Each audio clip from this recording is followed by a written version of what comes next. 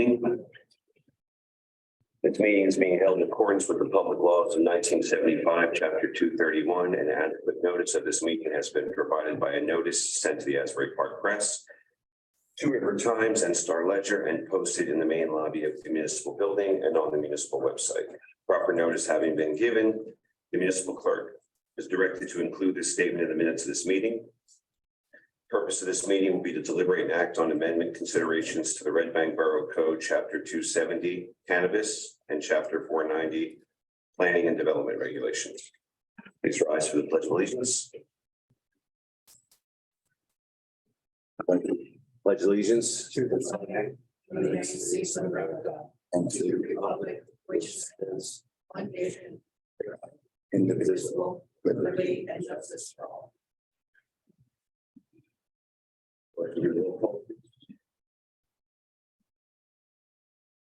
Councilmember Jackson. Here. Councilmember Morandi. Here. Councilmember Sturdivant. Present. Councilmember Trujillo. Here. Councilmember Ballard. Here. And Councilmember Ziprich. Present. Thank you. I'd like to open up the floor for public comment on agenda items only. Please keep your comments to under 5 minutes. We're going to only allow people to get up once because we have a lot of folks here. So. Bucket of seating rank. My name is Douglas Byrne. I'm an attorney up in Englewood. I represent an entity called Garden at Red Bank LLC. This is a retail cannabis dispensary applicant. Can you just move closer to the mic for the people at home that might be watching the meeting? Yes. Thank you, I appreciate that. Okay, thank you. My name is Douglas Byrne. I'm an attorney with the firm of Byrne Root LLC in Englewood, New Jersey, representing the Garden at Red Bank LLC. I'm here this evening to comment on the effect that the ordinance might have on my client. We're located at 80 Rector Place, also, which is the mailing address for this property. It's also known as Route 35 at Rector Place. On all the documentation pertaining to this property, particularly with the Department of Environmental Protection. The Rector Place address is a convenience of the Postal Service, but the actual address is Route 35 at Rector Place. The reason I refer to the DEP is that this property is under an RAO with the Department of Environmental Protection, meaning it's under a cleanup plan. It's a former site, and I'm sure the council is familiar with it. It's a closed Exxon fueling station that had it's environmentally compromised. Part of the agreement that my client has in acquiring the property is they have to continue the cleanup. There's monitoring going on and extensive cleanup and purging of the soil, et cetera. But nonetheless, my client was going to undertake that. So we did apply to the borough for the cannabis dispensary license. We were successful on November 22nd, thanks to your good offices, November 22nd, 2022. During the pandemic, everything was remote. I remember that well. Your administrator was very helpful. I spoke to your attorney today. I was able to reach him, and he was very kindly called me back. He was away in Florida and told me to just send a short email. And I don't know if you've received the email that explains in bare bones the facts here, but I believe that this is an orphan lot. It's actually part of Route 35. It is set out apart from schools, places of worship, whatever. I do believe it was properly zoned at the outset, and here, because of an accident of the mailing address, it seems to be subsumed into your ordinance this evening, and it's being rendered unusable by my clients after they've invested significant funds and were successful in accomplishing the licensing here by the borough. So I would ask for your consideration to re-review that ordinance. Again, I would say we have an anomaly we've identified here. The property is set out separately. It's a tainted site. It's also unable to be developed for any residential purposes. That's one of the DEP requirements here. So we stepped forward and we presented a plan. We have not yet gone before your planning board, but it requires major site plan approval. We have a plan. We can accommodate parking, we can deal with traffic, and we can construct a very attractive building that will be an asset to the community and certainly will clean up that blighted site for the benefit of the borough. So my appeal here is to please reconsider the elimination of that lot from your ordinance. I don't think it's properly I don't think it properly belongs there. If a planner were to look at that, and I don't know what the background is, and I don't want to second guess your process, but I do believe it is an appropriate site for a retail cannabis dispensary. And I do appreciate that the community has stepped forward and you do have an ordinance that enables those businesses to be in the borough of Red Bank. So that's my pitch, and I would ask you really to scrutinize that carefully. I think that we make a very good case for this particular lot. Every property is unique. That's what they tell us in law school, and it really is true. This is a unique piece of property on that roadway, and I think it was recognized by you as an appropriate site for cannabis retail, and it should remain that way. So thank you very much. Thank you.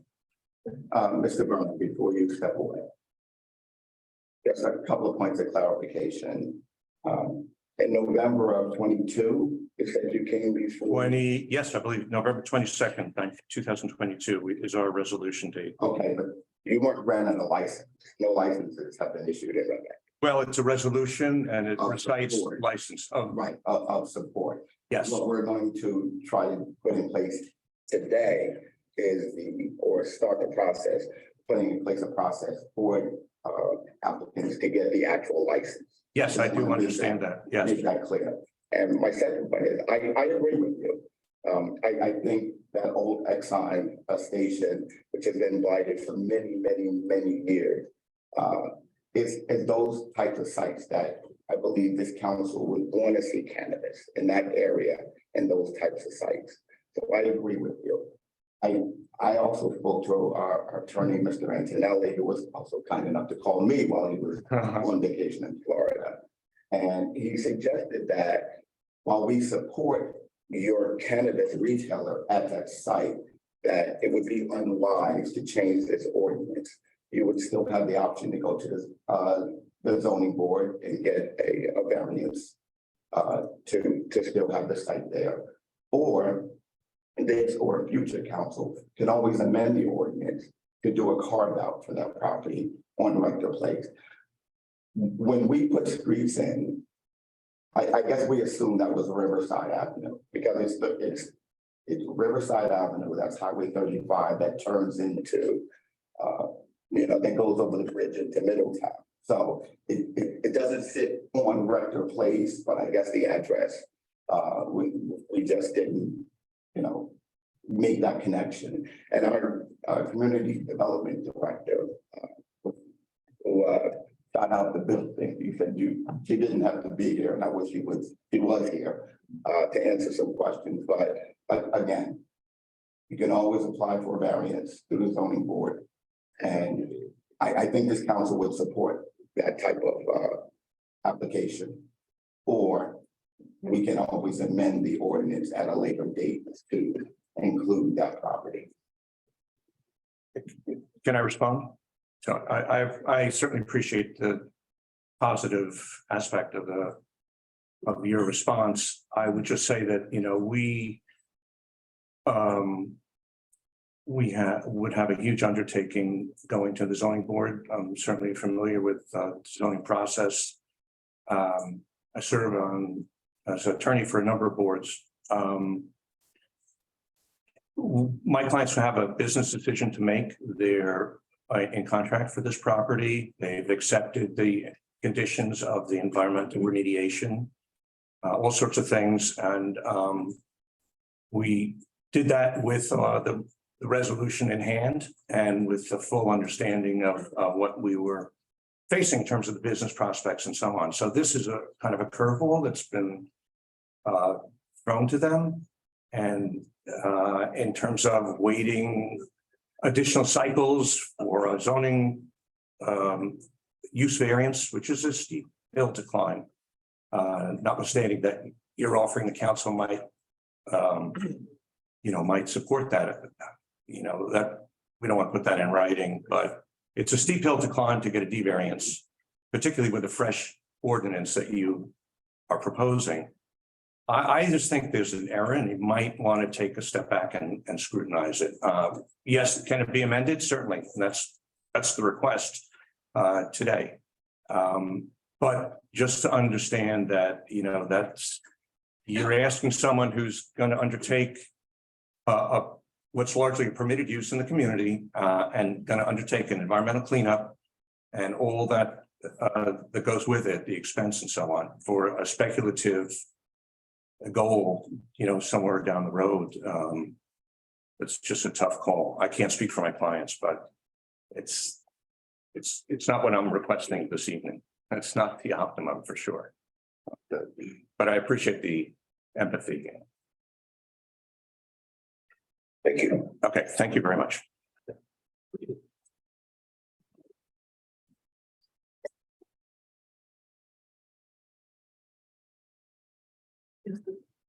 Good evening, Mayor, council members.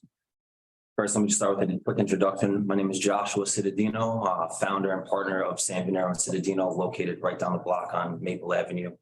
My partner and I run a law firm in which we consistently give back to the community every single day. We represent local businesses, local Red Bank citizens, local taxpayers. We're in contract for our business and our law firm for many years to come. And we plan on being a beacon of light in this community for a long time. I'm here on behalf of my clients, G's Trees Cultivation Club. They are a family-owned business. They have been in this community for over 4 generations. The reason why they started this business was in honor of their late cousin, Greg T. Hickman, who passed away of childhood cancer on his 16th birthday. They founded multiple nonprofit organizations in which they give back to cancer societies, scholarship programs. The whole purpose of them starting this cannabis business was to give back to the community in honor of their cousin, Greg T. Hickman. Not only are they also in this community, but they all operate businesses in the community. They give back to the community. They have charities. They continue to give scholarship programs to local schools and students. And they're pretty much here to improve local businesses and to give back to Red Bank for the future. Now, real quick, I'm sure you guys are aware, there is a difference between an annual license for the CRC and a conditional license. The conditional license is where an applicant does not have site approval and does not have a resolution from the town. My clients not only were able to get both town approval and site control, but they submitted an annual application on December 5th of 2022. They relied on this resolution and they relied on the town approval to move forward and operate a business. Now, the difference here is that a conditional license will be awarded to an applicant much quicker than an annual license because of the complexity of the application that goes into the state. On October 13th, my clients entered to a purchase agreement right here to purchase a dilapidated piece of land in Red Bank on Catherine Street, I'm sorry. It was a considerable amount of money and they've spent hundreds of thousands of dollars to move forwards and improving that land. It was a broken down warehouse. They're planning on putting up a state-of-the-art facility, which is going to blend with the community and allow them to give considerable amounts of money back to the community and the taxpayers. On September 14th, right here in this room, we received a unanimous vote from the town council approving them with the resolution. I have it right here in my hand. And then on November 22nd, our clients obtained zoning approval from Red Bank municipality. With these approvals, we were able to submit our final application, an annual application, which is currently in its final stages. Right now, we understand that the CRC has looked at our application, has come across their desk. We're in the final stages of approval, and we're hoping to operate fairly soon. As a cultivator, we plan on building a state-of-the-art facility like I just mentioned. This state-of-the-art facility is going to blend with the community. There's not going to be anybody coming and going. Nobody's going to even know that we're there. Only people that work for this company are going to be in this facility. Like I said, no traffic, no issues. All it's going to do is generate hundreds of thousands of dollars for the taxpayers here in this town. This is the difference between our business and many other businesses. All we're looking to do is to give back to the town and to continue giving back to the town. My business is located in Red Bank. Everybody on my team's business is located in Red Bank. We've been a part of this community for years. What I'm looking to do here is to table this ordinance and or to add prospective language, which would allow my clients to move forwards in operating their business. Based on the resolution at the time on November 22nd, when we received it, it says the issuance of a license to the applicant to the commission would not exceed any municipal imposed limit. At that time, there was no imposed limit, so we relied to our detriment and spent hundreds of thousands of dollars to get this business started. I have a prospective language right here, which I'd like to give out to the board, and I shared it with Mr. Antonelli earlier this afternoon. He was away on vacation, which I did not know, so he did not respond to me. But we do have amended language, which we would like to add to this, which would preserve the right of anybody with a prior resolution in which they relied to their detriment. Moving forwards, like I mentioned, we're looking to give back to the community. We don't want to be a detriment to the taxpayers. We want to be a benefit to the taxpayers. So I'm here today pleading with you guys to give my clients an opportunity to own and operate their business just as they relied on per the resolution of the council members. Thank you very much. Thank you. Do you want to approach and give us what you got? Yes, please.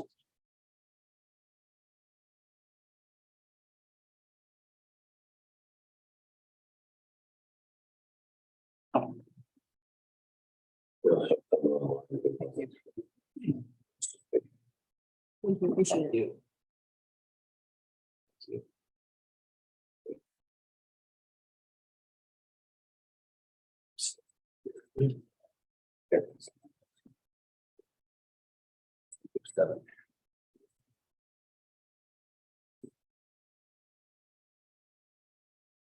Thank you. On Zoom, Nicole Tate, you're good. Hi, thank you. This is Nicole Tate, 153 Hudson Avenue. Thank you for holding this meeting and taking our concerns into consideration. I just briefly read the updated ordinance, and it seems that at the prior meeting, my primary concern, which I could express with you all, was that it would be, within the 1,000 feet federally recommended radius of my daughter's school, the Red Bank Charter School. It Nicole, seems like that has, Nicole? I'm sorry. Yes, can you hear me?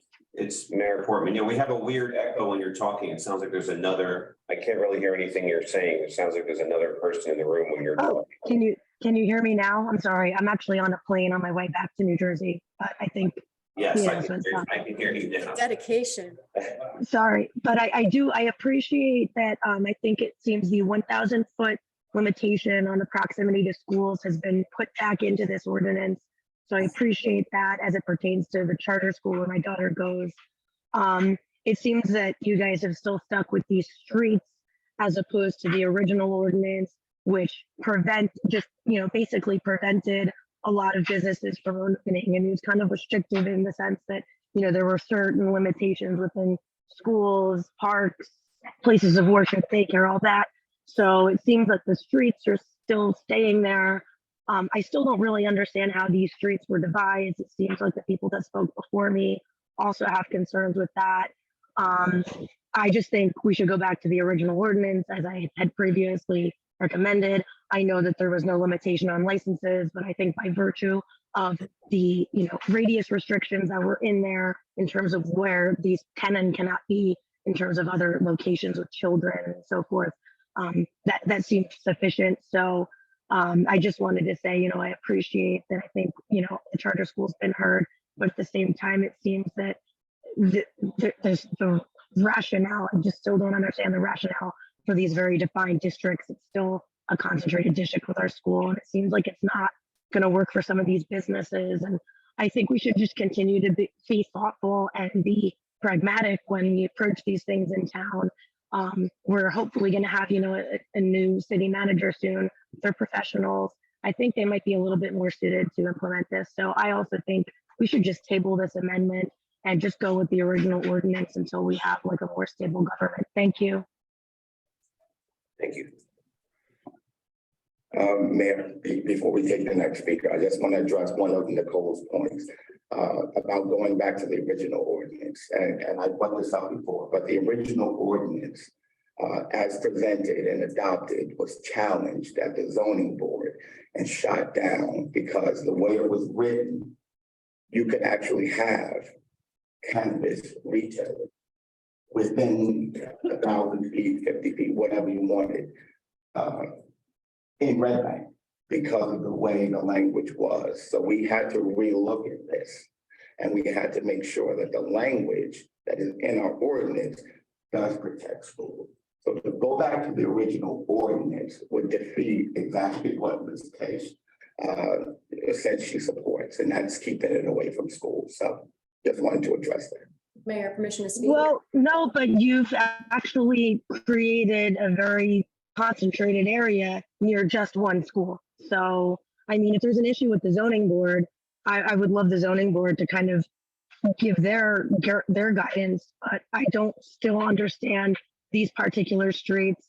There are areas on the east side of town over by Welsh Farms. I think that originally under the original ordinance could have been considered. So I actually don't really understand that argument. I don't know.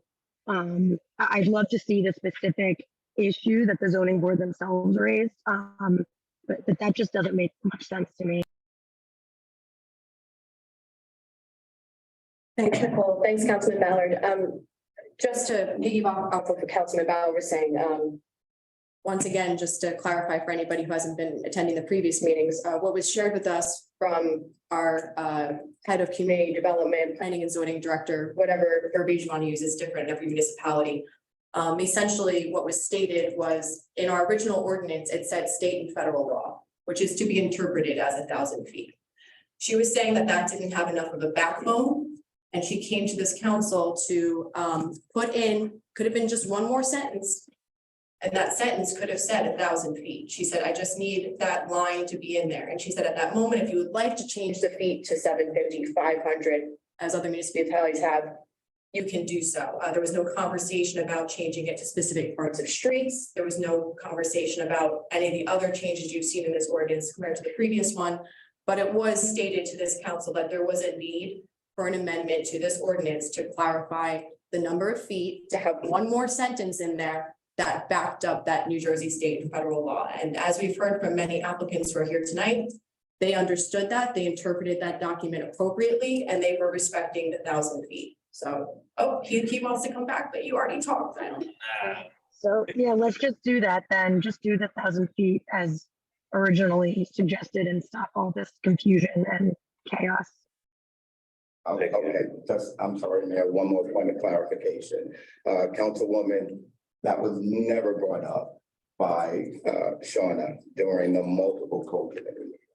He didn't just say add one line. She worked very hard with us, the committee, our engineer, our attorney, to draft this exact document or these documents. So to say that she only wanted one sentence is nothing that I ever heard from her during multiple meetings. Permission to speak? Yeah. I wouldn't know what happened in your committee meetings because I received no minutes of these committee meetings that are happening, and neither does the public. So I have no idea what happened in those committee meetings. All I know is that this document was opened back up because there was a need for clarification of the number of feet. I don't know anything else. So that could be true, Councilman Ballard, but I don't know what happens in those meetings. But it goes a little bit further than just 1,000 feet of schools as listed here, because if you just put 1,000 feet from schools, then you don't have anything with parks, places of worship, playgrounds, things of that sort. So that's where there's additional clarity. If you just put 1,000 feet, then it's just going to be from the schools, and then everything else gets ignored. I think you know what But there's clearly a lot more in here than just distances that's covered in this updated ordinance. Well, there's distances, and then you have the map, which are the same zones as the original one. No. No, Yeah, well, yeah, there was no PO before, in the Right. original one. no we had- residential. If it was the original one, none of these applicants would be here having an issue currently. Well, the map was wrong the original ordinance. I mean, that was part of the problem as well. Part of the problem was that the map was not included in the original order. No, it was in the original ordinance. It was Okay. restricted All on. hang on, guys, please. But it was not adopted as part. I don't want to take up any more of the comment time. My apologies, Mayor. Mr. Heck. Stephen Hecht, 135 Branch Avenue. Two very brief process questions. With respect to the review board, who appoints the review board, including the council member, and what is the tenure of those appointments? That's my first question. I want to write it down. So the easy part is, as stated in the ordinance, it's the police chief, the code committee, the head of code and community development director. Yes. Would be Shauna. The council would select the council member who sits there. The council as a 6-member unit? 6, 7, if with the change of government, whatever it is. Council would, Council would select one of okay. the sitting. And will that become part of this document? It's part of the document now. Is it here? Yeah. It's in It is in here. Yes. Okay, then I apologize for making time that, the real quick question is with respect to delivery services. They had been denied in the older ordinance, and I see that there is in section 3, cannabis delivery services is permitted. It's not stricken. So can I understand that change? Can you? I will try my best to answer that. Thanks. So we've had multiple discussions with a lot of different people on this, from both inside Red Bank and outside of Red Bank. We're dealing with the same issue all over the states. And it's my understanding that delivery, as stated in the state statute, is kind of ambiguous. Nobody knows really what that means. Does it mean an Uber Eats type delivery, where you call up a retailer and somebody comes and picks it up and delivers it to you? Or is it a full-fledged business with a fleet of trucks that delivers from one business to another? So we're kind of unsure what that is. So we tried to allow something in the HB zone, which is Newman Springs Road, that would allow for, I guess, a fleet of delivery trucks that would deliver from business to business, large scale deliveries. And that's where we thought that would be best housed. Now, as far as retail to customer, I don't think there's anything that we could deny that. Like, how would we ever stop somebody from calling up, a retailer and say, hey, deliver to me, whether you're in Red Bank or not? Thank you, Councilman. That's helpful.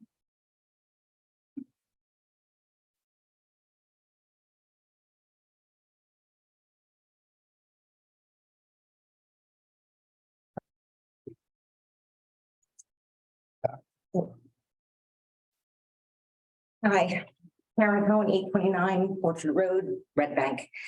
I get really nervous speaking in public. This is the last thing I want to do right now. So I'm going to read, but my voice is already shaking, so bear with me. Doing great. Deep breath. Okay, I'm just going to start with who I am. I was a Red Bank resident from 1998 to 2019. I gave birth at Riverview Hospital. My daughter just graduated last year from RBR. I also served on the Red Bank Charter School for 4 years. I met my current husband, meet later, and we moved to 829 Orchard Road, which is the River Plaza section of Middletown, 0.9 miles, I believe, from where we are right now, in 2019. So when we got married, which was in 2021, we used the Red Bank River Center's gift card program as our gift registry, because we were an older couple. We didn't need the pots and pans and stuff. And we wanted to be able to support the town, especially the restaurants after the pandemic. You can check, but I believe we hold the record for the most River Center gift cards ever received. I'm sure of it. Red Bank has been my home for over 20 years. I've been trying to open up a retail cannabis store since we first leased our property, October 2021. I know you're all aware of that property. I wrote you about it. The company that I've started is called Canopy Crossroad. We're a woman-owned business, and we are a recipient of a conditional Class 5 retailer micro license from the state of New Jersey. We are not affiliated, affiliated or partners with any cannabis business inside or outside New Jersey. That's that MSO you've been hearing about, or we live down the street. We live here. I wanted to take a minute and talk about the state law as it relates to the proposed ordinance. When the state created the law, also known as the CREAM Act, they put social equity at the top of it, meaning social equity firstly owned businesses, impact zone businesses, and applications receive bonus points and will be afforded priority review, scoring, and approval by the state. Canopy Crossroad is a woman-owned, diversely owned business, and we fit this category, and we are a priority applicant as per the state law. In addition to the social equity priority status, the state we were also given priority because we are a micro business. I know you've heard about micro business, but these are the specifics of it. The micro business was created specifically for New Jersey residents. To qualify, you have to be a local person, again, micro, meaning you live in the town or you live in the town adjacent, which we do. We can't be more than 2,500 square feet, so it's not a huge footprint, no more than 10 employees, and the state fees are reduced, again, to promote social equity, to $1,000 for our license through the state, not $10,000 as a regular standard license would. Therefore, my business can only open up in Red Bank. I designed the logo with the Red Bank roots in our canopy. We are New Jersey residents, and we have been put as priority by the law, but the town is not really putting us as priority, which is the fulfillment of what the state intended. I want to speak briefly about the proximities to school. Currently, products at the smoke shops, which are very close to the charter school in this case, right on Monmouth, sell products that are not regulated or safe, including Delta 8. They advertise it in their window. You can see it. There's glass paraphernalia, all that kind of stuff. A cannabis business, a licensed cannabis business by the state, we can't have any glass. Nothing can be seen from the street. It's not the case with these smoke shops. Anything can be seen. You have to be 21. You're checked by a licensed security person to enter into the establishment. You can walk into any of the smoke shops in town today and purchase. And we also have no need for an armed guard. So that's not an issue as far as in school. You're aware of our application. We were the first to apply in town. We are less than, I think, 900 feet, slightly near the next school, and it is next to a liquor store. So as far as appropriate site, I can't think of anything more appropriate than next to a liquor store that fronts West Front Street.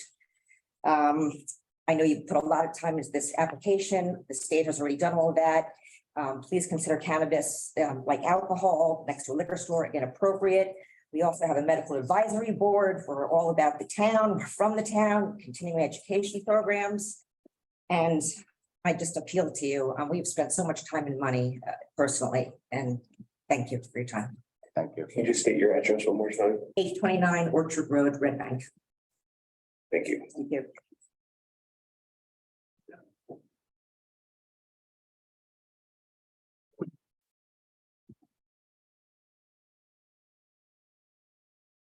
Good evening, Mayor and Council. Thank you for the time to address the council regarding proposed changes to the borough's approval process for. Name and address. I'll get to that, sir. Approval process for prospective cannabis retailers. My name is Michael Pock with the Nassau Consulting Group. My firm represents Flora Red Bank, 54 Northbridge Avenue in Red Bank. An adult use cannabis retail applicant with a resolution of support approved by council. Flora Red Bank is comprised of seasoned industry professional partnered with a local Red Bank resident, business and property owner, as well as industry experts with experience owning, and operating upwards of 20 retail locations in multiple states and driving millions of dollars in sales and economic development to local and state governments. Now that the borough is considering changing the rules for local approval, we respectfully request a level playing field as Flora Red Bank has received a prior resolution of support and secured real property anticipating licensure under the prior structure, which only required a resolution and zoning approval with a state license. The current changes without minor modifications to address gaps in the process may have unintended consequence of limiting highly qualified operators from submitting applications in the city. Our team has identified 3 key issues we believe would benefit from additional attention by council as you continue to consider revisions. Consider affording applicants a time period to obtain the necessary application requirements before granting approvals. Consider reviewing the applicant pool as a whole based on established metrics rather than a first come, first served basis. And please consider the fact that the requirement for a documentary proof of an award of license or a conditional license by the state is an inconsistent standard. Conditional license does not have the same robust review and disclosures that the state at the state level and must be converted into an annual license, which will take months to complete. Applicants with an annual license applications in process or not conditional license holders would be disproportionately impacted by this requirement, even if they are still minority, female, or veteran-owned businesses. Please consider allowing current resolution holders with pending annual license applications to show proof of submission to the state. Thank you. Thank you. Yeah.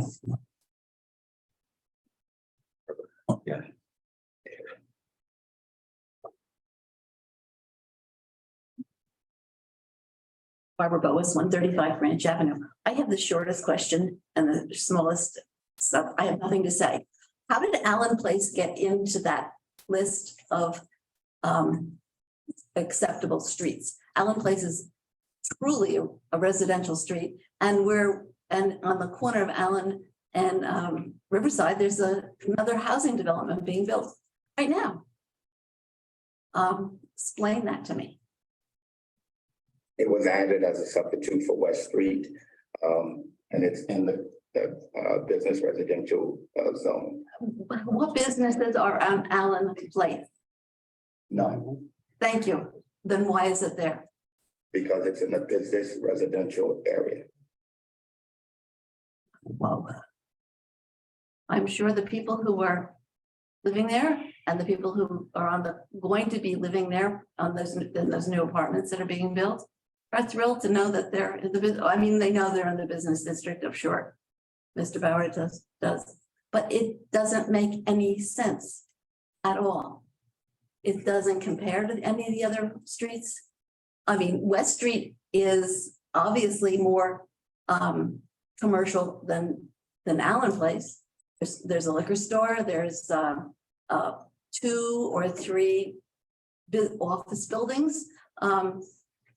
It just seems to me you've moved from one place where there are 7, 8 houses on West Street there. But there are also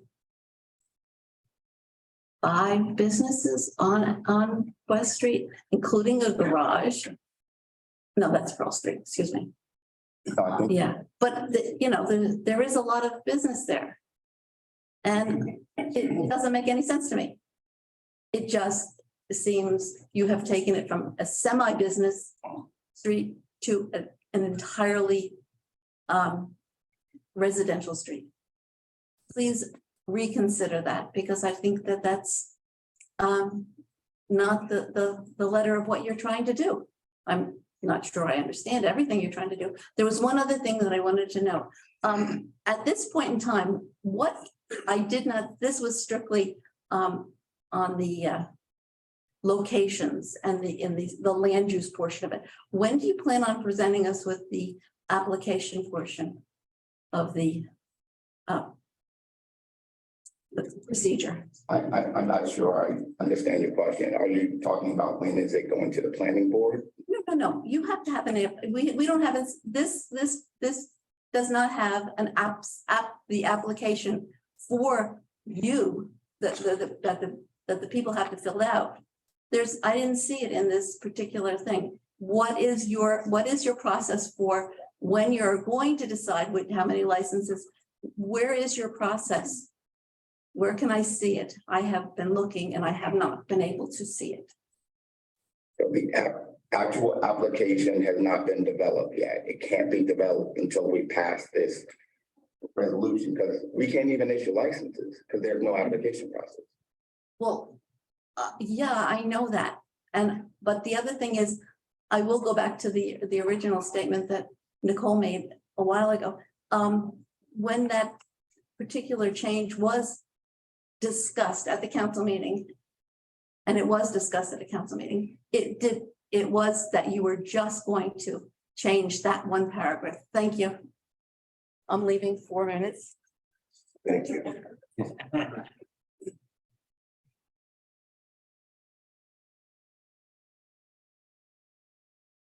Good evening, Mayor, Council. For the last 2 decades, State your name and address, please. Okay, thank you. last 2 decades, I've been at 156 West Front Street, my residence and business. I want to comment on the proposed changes to Red Bank Borough Code 270 cannabis and 490 planning and development regulation. Up a little. Yes, There, thank you. we're used to being in front of them. There's a common belief that we're rushing through this ordinance process, which is precisely why we are in the current position. The last ordinance was rushed. I'm sorry, sir. Can we have your name in that? Again, Yeah, I didn't get it. I apologize. Michael Geegan, 156 West Front Street. So rushing the last ordinance resulted in enormous confusion for all involved, and we're back here again, seemingly running the same circle. After thoroughly reviewing the proposed changes, there are several tremendous things that the council must consider before making such sweeping changes.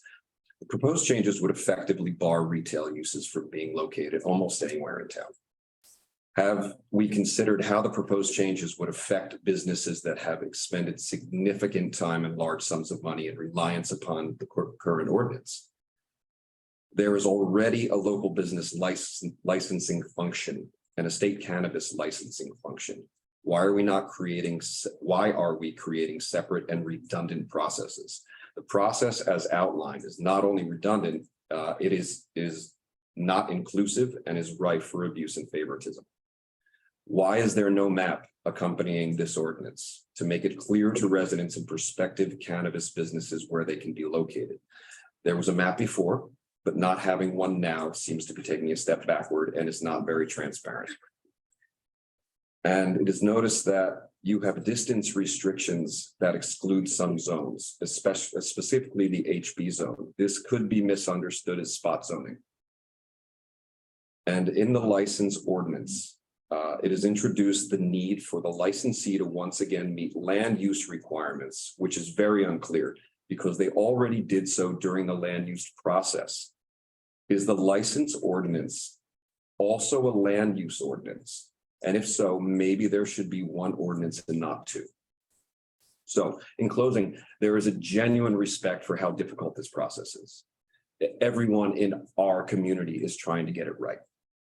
It's genuine concern for progress and a lot of money to come back to the township and to education.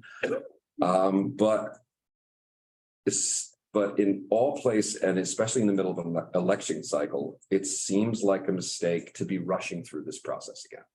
And instead, can we take a little more time and find a more straightforward way to do this? Got an incredibly resourceful panel, incredibly resourceful group of engineers and builders and planners. So take some time to get this right for everyone who's part of this community and isn't leaving anytime soon. Thank you for your time. Michael, I thank you for your comments. While you think we're rushing through this has been going on month after month after month after month since November. Or as I think Council President Ballard stated earlier, that the zoning board had an issue with the resolution or the ordinance as it was initially drafted. I have been in touch and I have been out and about the state visiting other municipalities and talking to other cannabis retailers as well as consultants and lobbyists and the like in the last couple of weeks. We're not the only municipality struggling with the way that the ordinance is crafted. You know, as many of the lawyers will tell you, it's a new area of law and it is really not that cut and dry. I have spoken to folks in this room who hope to open businesses here in Red Bank. What we're trying to do collectively as an entire governing body is get it done. We just want to make sure that if we can have our licensing process in place and we can identify the areas within the borough that can accommodate businesses, the sooner we get this piece of legislation adopted with the planning board's input as well, the sooner we can see businesses open in town. And that's this entire governing body's objective, is to get it done and to get the businesses open. Sure, appreciate it. Thank you. Guys. Mayor, permission to speak? Just for the public's clarity, can it just be made clear who was on the committee who drafted this legislation? Sure. I was. Okay, so Councilwoman Randy. Councilman Ballard and John. Okay, thank you. And our borough engineer and our borough administrator and our community development director. I just wanted to be clear which council members were a part of the crafting of this ordinance. And, you know, because as I said, I'm not a part of those meetings. I just think it's. Yeah, we were led by our profession and we took their advice and their wisdom and they helped us craft it. There was a professional who told you to pick specific parts of streets in Red Bank? No. Thank you. That's a policy decision that the council makes. Thanks. And Kate, I wasn't included in these meetings either because in borough form of government, the mayor appoints a chair to each committee.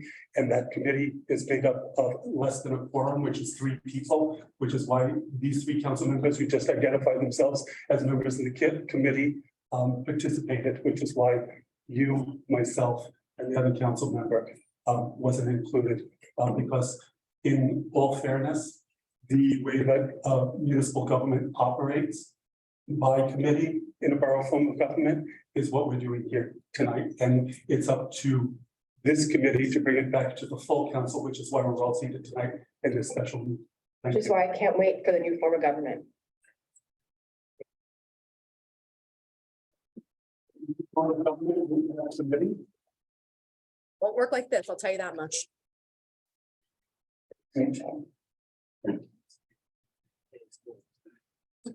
Hello, everyone.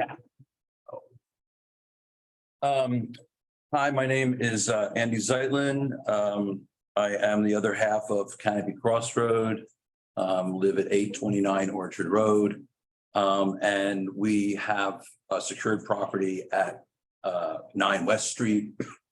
We have a resolution from the town. As my wife said, as Karen said, excuse me, that we are a women-owned business, certified women-owned business. And we've put a lot of effort into this. We have a conditional license from the CRC, true. It is a very efficient process. We could turn this around once we get your support and planning board's support, that we could file and shooting to be open by the end of the year. With a build out supply and so forth. I would like to just start with my background. I am a chemist by training. I founded a company called Celgene that is a major oncology company that was bought out by Bristol Myers Squibb in 2019. I developed several drugs over the course of my career, including oncology drugs for multiple myeloma that are life-saving drugs. They're also teratogens, so they require a very, very strict distribution system. So my background in pharmaceutical development and in the distribution of specialty drugs being Revlimid and thalidomide, two drugs that are lifesavers, but they are also teratogens. So I'm very experienced with dealing with regulated products. This is a totally unique regulated product because it's not approved through the FDA. It is approved through the state. Ultimately, it's approved at the local level, and every town has to decide how they want to balance the needs of an approval for cannabis that will control it, keep it away, the illicit market away from kids, and God forbid if a colorful gummy, and some of my background in pharmacy was packaging, that a gummy that's in a colorful kind of a packaging is laced with fentanyl, because that is happening from this illicit traffic. So the town really should think about, the benefit of having retail cannabis in town and providing the service. Look at it as a positive thing. There are most people that use it actually are using it for medical or for what I call self-remedy. It's a really important concept in our Constitution. And so the approval, I think everybody agrees with. I don't believe that concerns about distances from schools, particularly a number like 1,000 feet, are important. In fact, it's a bit arbitrary, it's a bit capricious, and it's a bit unreasonable that change would be made. I'm somewhat aware, and we have legal support that an application, a date of application rule applies to land use, so that when we applied to the planning board, the law as of that date, it stands. So there's a line of people that are at the planning right now, and we're all looking for direction. We all just want to know, please, can we just get this over? There's a lot of money at stake. We've all put a lot of time into it. And can we just reasonably approach each one of these things? So I suggest that we table, because if you pass this tonight, I don't want to be threatening, and I'm trying not to be the bad cop, and my wife was the good cop, and so we really are trying hard, but this could result in litigation, and nobody wants to go there. It could shut down the whole process. You would put a stay on everything, and nobody wants that. It'll go on forever. So please let's just be a little bit collaborative on the development of the ordinance from where it is now. Starting from the original one, adding a little bit of this, I think you're almost there. I believe that there's one more iteration that it would be reasonable for everybody. So I see my time is coming to a close. I really appreciate your time. I'm open to discussion with anybody individually to go through some of these things. And I really hope we could just all work it out. And thank you really much for your time. Mr. Guideline, you know where to go. Thank you for your comments. I'll always appreciate you speaking on this. So is it your recommendation that collaboration be that retailers be allowed to be within 1,000 feet from the school? No, I believe the 1,000 feet number is utterly arbitrary. We're 880 or something like this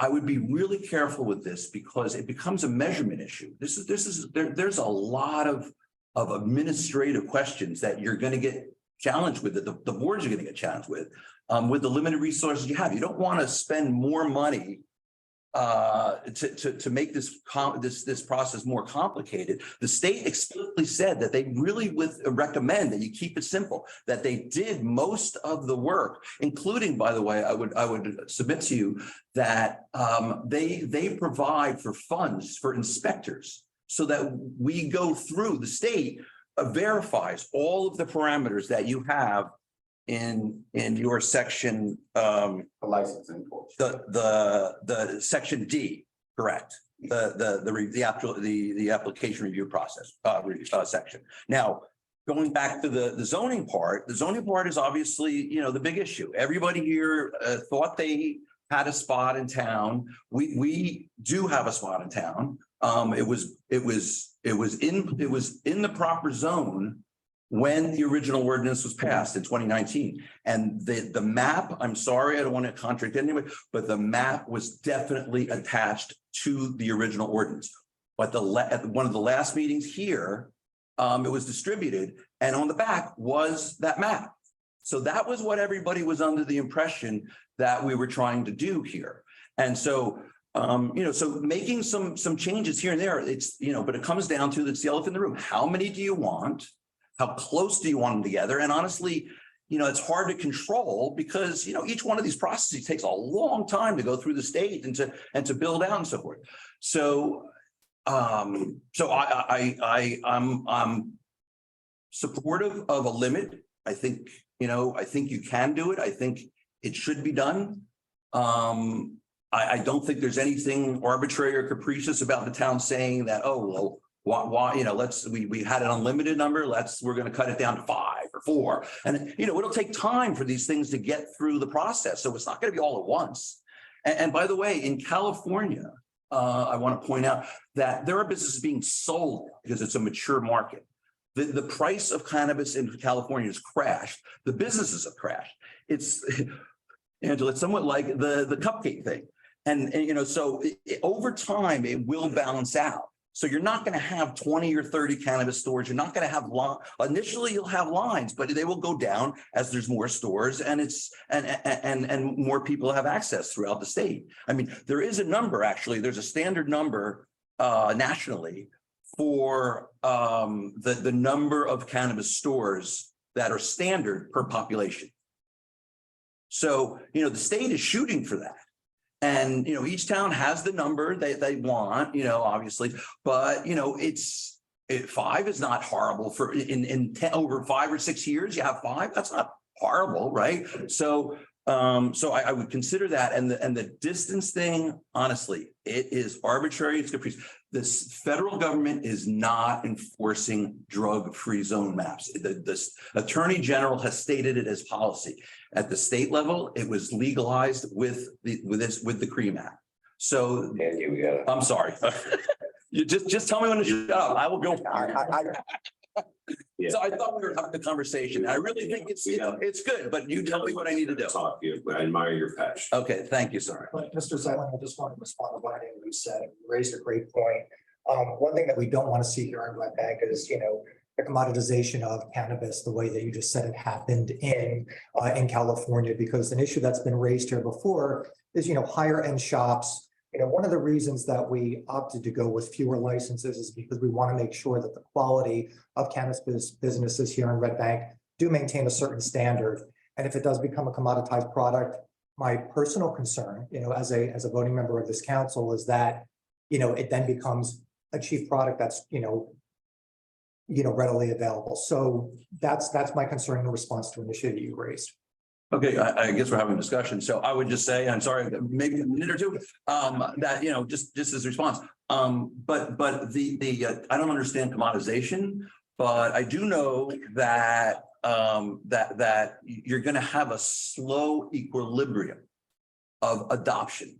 And the more stores you have spread out, you're not going to have lines. Oh, and by the way, I also forgot to mention that as a micro, we are limited to space and numbers of employees. So we can't get, you know, enormous. We can't have huge lines. Our whole model is small, boutique-y. And it's a beautiful, by the way, I have a rendition that's at the planning board. It's beautiful. It takes that corner of town and makes it lovely. So, okay, I'm going to sit down. I can see. Okay, thanks. Get someone online. Jessica Ramirez, you have the floor. Hi, good evening. Jessica Ramirez, 38 Layton Avenue. I do not have an opinion on the cannabis law, but I would appreciate it if all council members work together without pointing fingers. We are one community and one council. If you cannot be a team player, then maybe you are not fit to be part of the council. I apologize for the comment, but I can no longer sit back and hear this non-team player backlash. I hope that we can all work together to come to an agreement with this law that will benefit the community as a whole. Thank you. Thank you. We have one more online as well. Scott Rutter, you have the floor. Hi, good evening. My name is Scott Rutter. I am the founder of the New Jersey Cannabis Business Association. It's a trade association that represents the cannabis community and the growing industry. I've just been listening, and I've heard the back and forth, and I've heard the applicants who've come forward to share their concerns. These folks, you know, as the councilman mentioned earlier, there's a challenge all throughout the state, town by town, trying to figure out how to go about zoning properly, the number of businesses that they want located within that town. You guys set your ordinance up last year, and also by way of background, so you know, I'm a former mayor. I served 10 years on local council. I served 6 years in the state assembly. When I formed the New Jersey Cannabis Business Association back in 2017, it was for the expansion of the medical program, which then led to the adult use program. So that's my background here. What I'm hearing here tonight, and my concern is, there are several applicants who have spent hundreds of thousands of dollars based on the approval that they received a year ago, last year, 2022, from the Red Bank Council and also from the zoning officer that they used for their application process. The state requires for an annual license that you have all these conditions approved ahead of time. So these applicants have all done their due diligence, sat before these boards, received their approvals, unanimous approvals, received their letters, and compiled a very expensive application after spending a significant amount of money locally so that they can go through this process and fulfill their dreams. And now, fast forward, here we are in March, and many, many months later, and it appears to me, from my view, that the rug is being pulled out from all of them. And now they all have to go back to the drawing board. And quite frankly, you're setting yourselves up, in my opinion, for potential lawsuits, because people went through a process that Red Bank set up for them. They trusted the process. They put their application together, and all these folks are going through the application process. In the ordinance, I note that you are going to allow a conditional approval to be one of the qualifiers. I could assure you that a conditional approval is not final approval from the state's perspective. It is a one step of a two-step process. Those who have submitted an annual application, these are the folks who have their act together. They put everything together in one solid package, and they submitted the entire package to the state's Cannabis Regulatory Commission. The folks who submit through a conditional process, they submitted a partial application. They're waiting for the state to go and give them an award for a partial application, an application award, and then they have to go through the process again to go through final approval. In fact, the people who submitted annual application have a faster track to getting final approval from the state. And I think that little language in there is a little curious. So one of the things that I would strongly recommend, and several of the applicants mentioned it earlier tonight, strongly recommend that anybody that has their approval from the municipality, the resolution, the letter from the zoning officer, and a package before the state of New Jersey, the CRC, that those folks be grandfathered in. Otherwise, I would respectfully request that we pause tonight, table this, and have a greater discussion on what the real impact is. So we have the opportunity to generate hundreds of thousands of dollars annually based on these applicants right here, annually for the state, for the town of Red Bank, or conversely, potential lawsuits, which could cost hundreds of thousands of dollars to the taxpayers of Red Bank. So respectfully request either to grandfather these folks in or table tonight, take a moment, and let's get together this committee that was formed. I'd like to better understand the committee, and maybe you have folks who actually went through this process to be part of the committee, allow citizens to be part of the discussion rather than just ram this through tonight. Thank you.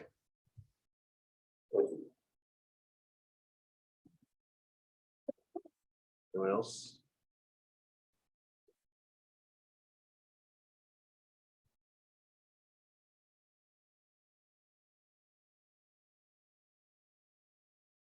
Good evening, Council, Mayor. John Marchetti, Scarlet Reserve Room, 3 East Front Street. A lot of what I was gonna say, the gentleman from Canopy said, so. The couple things that we're confused about is when the first ordinance came out, it did have, whether it did or did not have the map attached. There were zones, so we were looking in those zones. Now the zones have gone and now it's streets that were picked. On those streets, there's no current spaces that are available. So what did we do? We went door to door, trying to take over somebody's business, trying to buy out their lease, trying to do whatever we could do to get into these new streets. There's nothing available. The area by Welsh Farms was in the zone. Now it's not in the zone. We were asking for our current existing building to be considered in the middle of town. We are dead smack in the middle of town. I know for some reason, some members of the council do not want anything in the middle of town, which I cannot understand. Running a business day to day, Red Bank is a ghost town. So how do you draw people into the middle of the town? By giving some place to go. Cannabis dispensary would do that. For some reason, cannabis is being treated like the redheaded stepchild, put out on highways, from Route 35, Newman Springs. I understand the reason is for it's easy to come in and out, easy accessibility. We don't want traffic in town. That's not how cannabis should be treated. Cannabis should be treated as something to attract people to the town, in the middle of the town. Get them to stop, park, buy, go to shops, go to restaurants, and etc. At this point, we're beyond frustrated. We thought originally that we were able to get the parks down to 250 feet, like some other small towns have done. That seems not to be the case.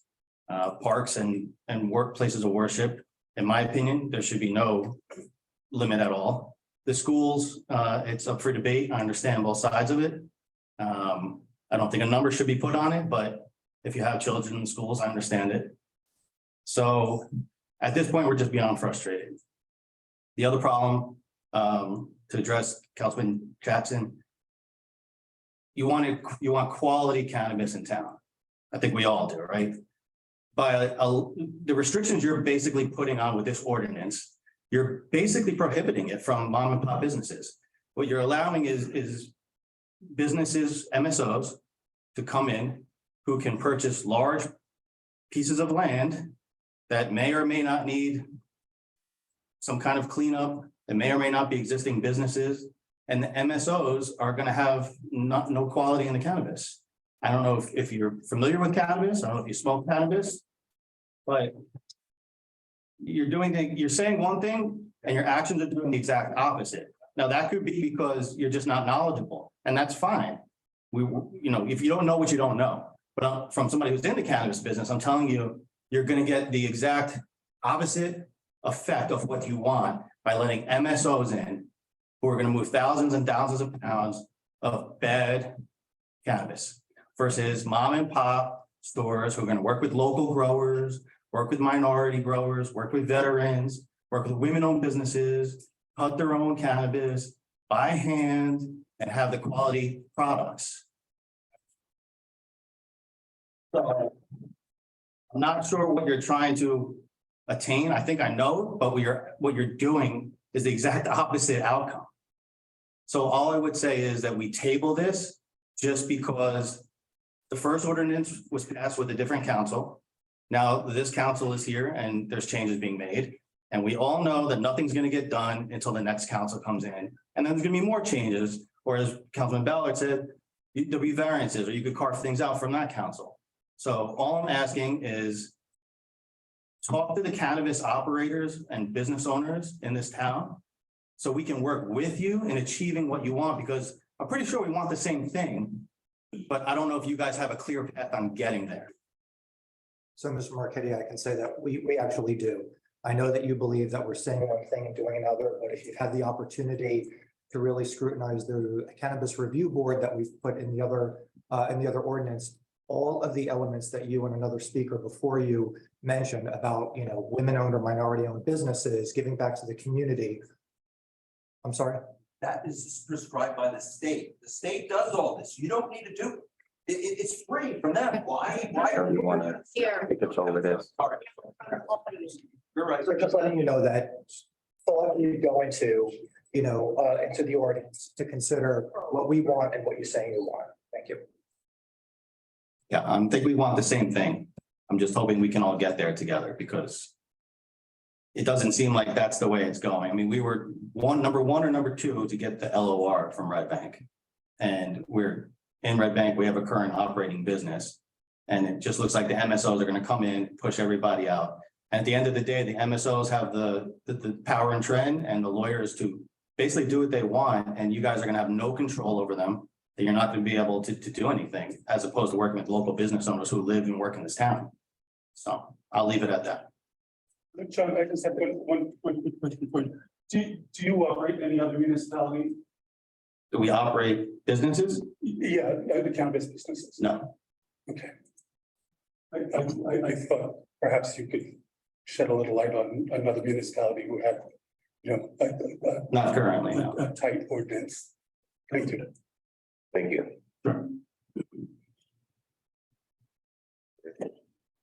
We have one online and then we'll go to you, ma'am. Mary Beth, you have the floor.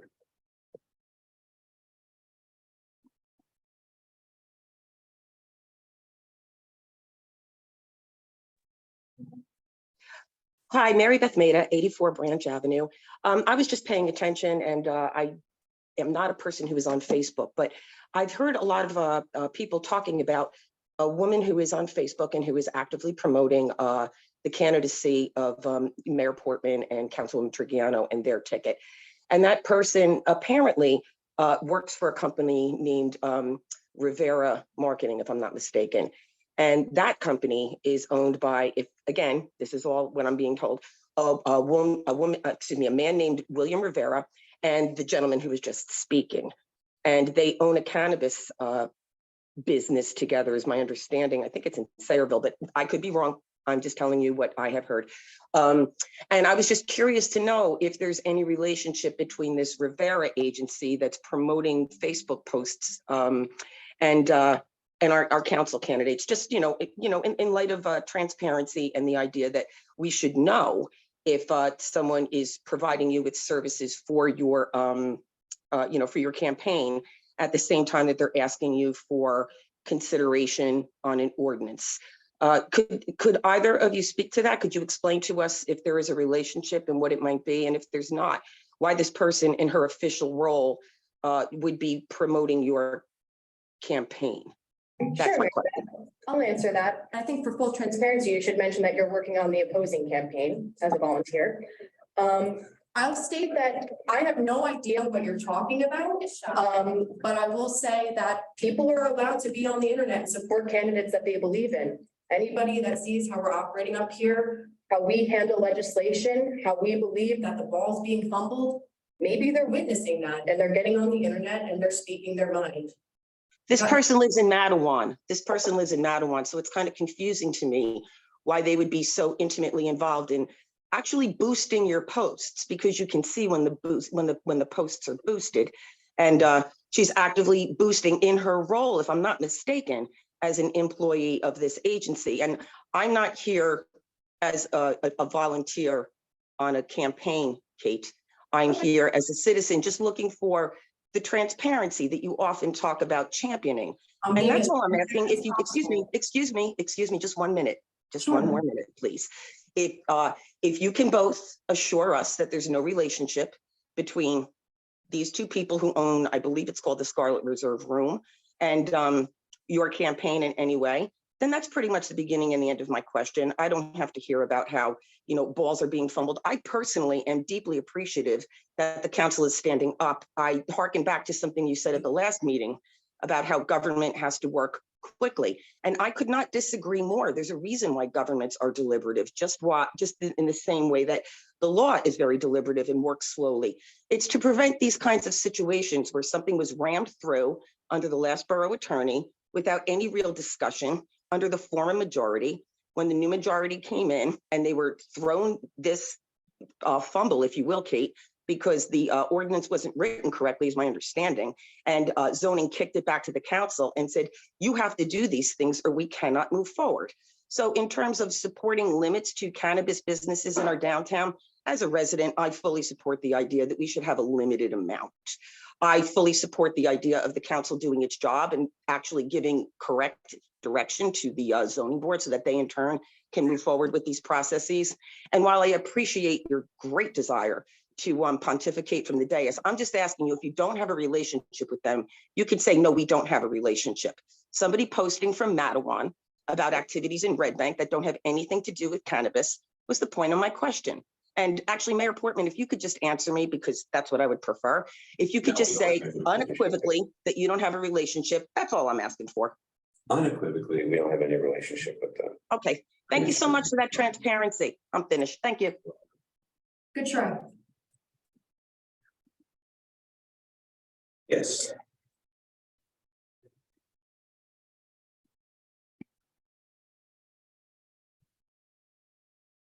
Hello. My name is Reagan Barron, and I'm a resident of Red Bank, not Middletown. I live at 135 Harding Road. I live in Red Bank with my husband, my 2 kids. They go to the charter school. They're in the zone. Lived here for 10 years, and this is my first meeting that I'm attending. So thank you for opening it up to just general concern from our standpoint is that I'm really just wondering how this benefits the community, like aside from taxes and maybe jobs, what's the real value add here for Red Bank? I'm just here to represent the public welfare and the residents, and something that I noticed in this new ordinance is just some disparity in the restrictions as far as like locations are concerned. I see it's 500 feet from a park or a daycare center like Mom and Daycare, 200 feet from another cannabis facility, but then only 100 feet from a private youth center like the Boys and Girls Club or a video arcade. So I'm really concerned about the disparities in location, and I would ask that maybe we consider amending the ordinance so that it's a little bit more balanced and more in favor of the community. I feel like maybe once a dispensary is in place in a location that might prohibit something that might really bolster the community, like a swimming pool or a video arcade for kids, and prohibit them from coming in to establish a location there because, you know, there's a dispensary at that location. So just, I really like everyone to consider the community. Also, as a real estate professional, I'm kind of concerned about smart development in Red Bank, as far as like the Newman Springs Highway District. You know, I've received comments from clients and developers that I brought into the area that, you know, looks a little bit seedy coming into town. I'm concerned about, you know, the image. Come down Newman Springs Road, it's going to be car dealerships, liquor stores, dispensaries. I'm worried about, you know, how that's going to bring in, you know, future developers and also tourists, you know, that into the city. I'm also, you know, I've heard a lot of like for-profit talk tonight, but I've not heard anything about tangible things that people are going to be doing in the community. Usually when a developer comes in, there'll be some kind of compromise. Well, are you going to build a park? Or what are you going to do really to benefit the community? And I've not heard that brought up. Maybe that's a larger conversation for the planning board, but I wanted to voice my opinion tonight and, you know, put all this into consideration. Thank you. Thank you for the comments. We appreciate it. May I have permission to speak? Sure. I just wanted to echo, you know, and to say that I appreciate you coming to speak. We should always be putting residents first, and I certainly do always. That being said, it'll be the responsibility of this governing body to make sure that when that revenue rolls in, that revenue is handled accordingly, and that our residents see the actual positive impact of this revenue going towards affordable housing, going towards their parks, going towards programs for their children. So it'll be the responsibility of who is on this dais to make sure that revenue, not just treated like an ATM, and it doesn't disappear into the other departments, but to make sure that the residents of this borough feel the positive impact of that revenue. So you should feel that in your parks getting better. You should feel that in having more affordable housing. You should feel that coming through in the borough when it happens. Hi, good afternoon. My name is Jeanette Viruet and I live in 280 South Borough Street in Red Bank. I'm also a parent of kids that attend Red Bank Charter School. I have 3 kids actually that go to Red Bank Charter School. And I'm a little concerned because I did see, you know, the distance of where these, I want to say dispensaries would be located. And somebody else mentioned earlier that we should make it or think about it like we see a liquor store, we see a smoke shop or whatever. Honestly, if you guys have seen what these locations actually look like, as small as they think that it might be, they can't really anticipate the amount of people that will be standing outside of these places, the lines that our kids will have to see that near the schools. I kind of, as much as they say that they're not going to advertise it, kids will still see it. The schools will still see it. Parents will still see it. So if we could just, I honestly don't care. I do know that it's going to benefit military people, people that are sick, stuff like that. You know, I'm not against it. I'm just against it being near my kids, being near our kids, where you know, we put it as far away from schools, that then they would be perfectly fine, but not where we would have to see let's say somebody, the way the world is right now, somebody wants to go and rob the place, and then we have, you know, cops there or people fighting outside. I'm sorry, I'm talking. I just don't want that kind of chaos, you know, in a town that is actually very calm town right now. As much as we have a lot of people moving from the city into Red Bank, I want to have Red Bank continue to be that nice, safe place for our kids, where we know that our kids can walk down the street and will be safe, you know? I'm not saying that it's unsafe. I'm just saying that we don't need our kids to see that. We don't need our kids to be in distance of that. Okay, that's it. Thank you. Thank you very much. Thank you.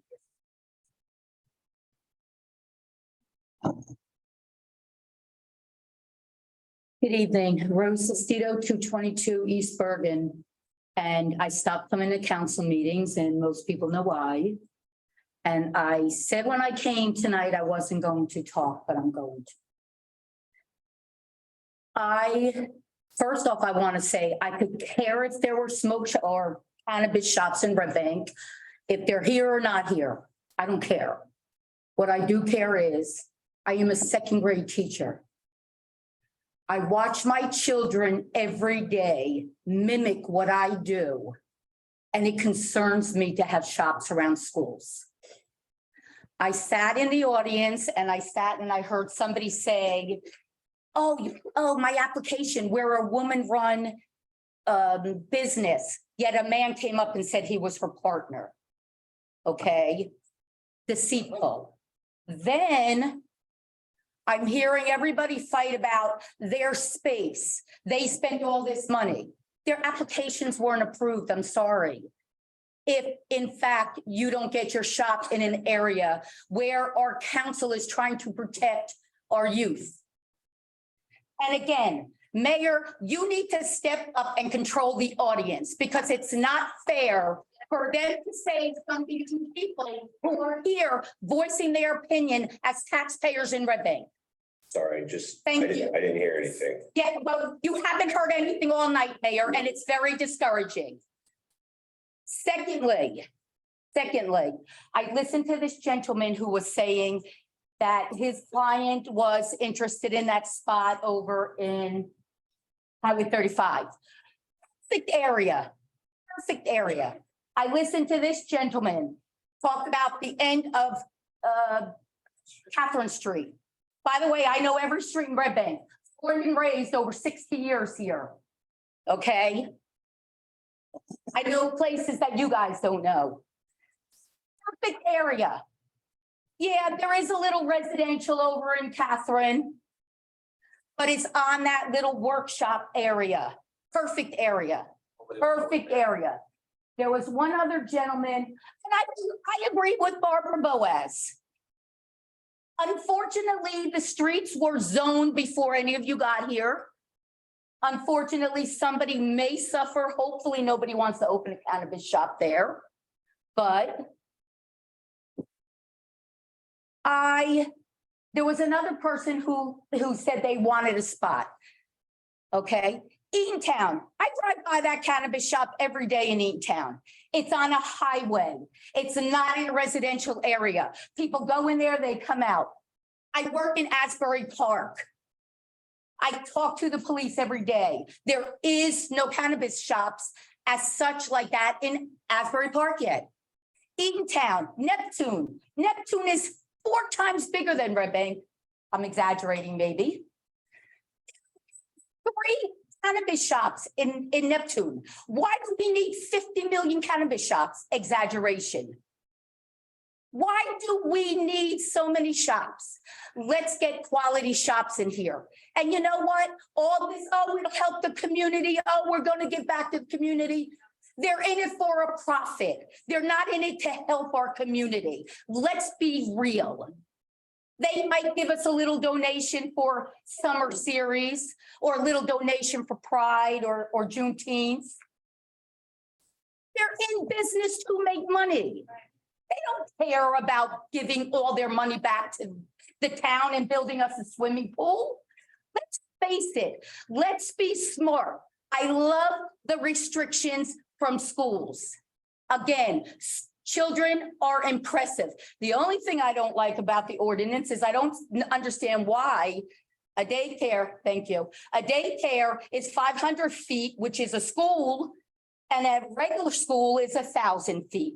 I think we need to consider it and consider what the residents want. A lot of these people do not live in Red Bank, let's face it. River Plaza is not Red Bank. Guys, please. Here 60 years. You lived here 20 years. You're gone now.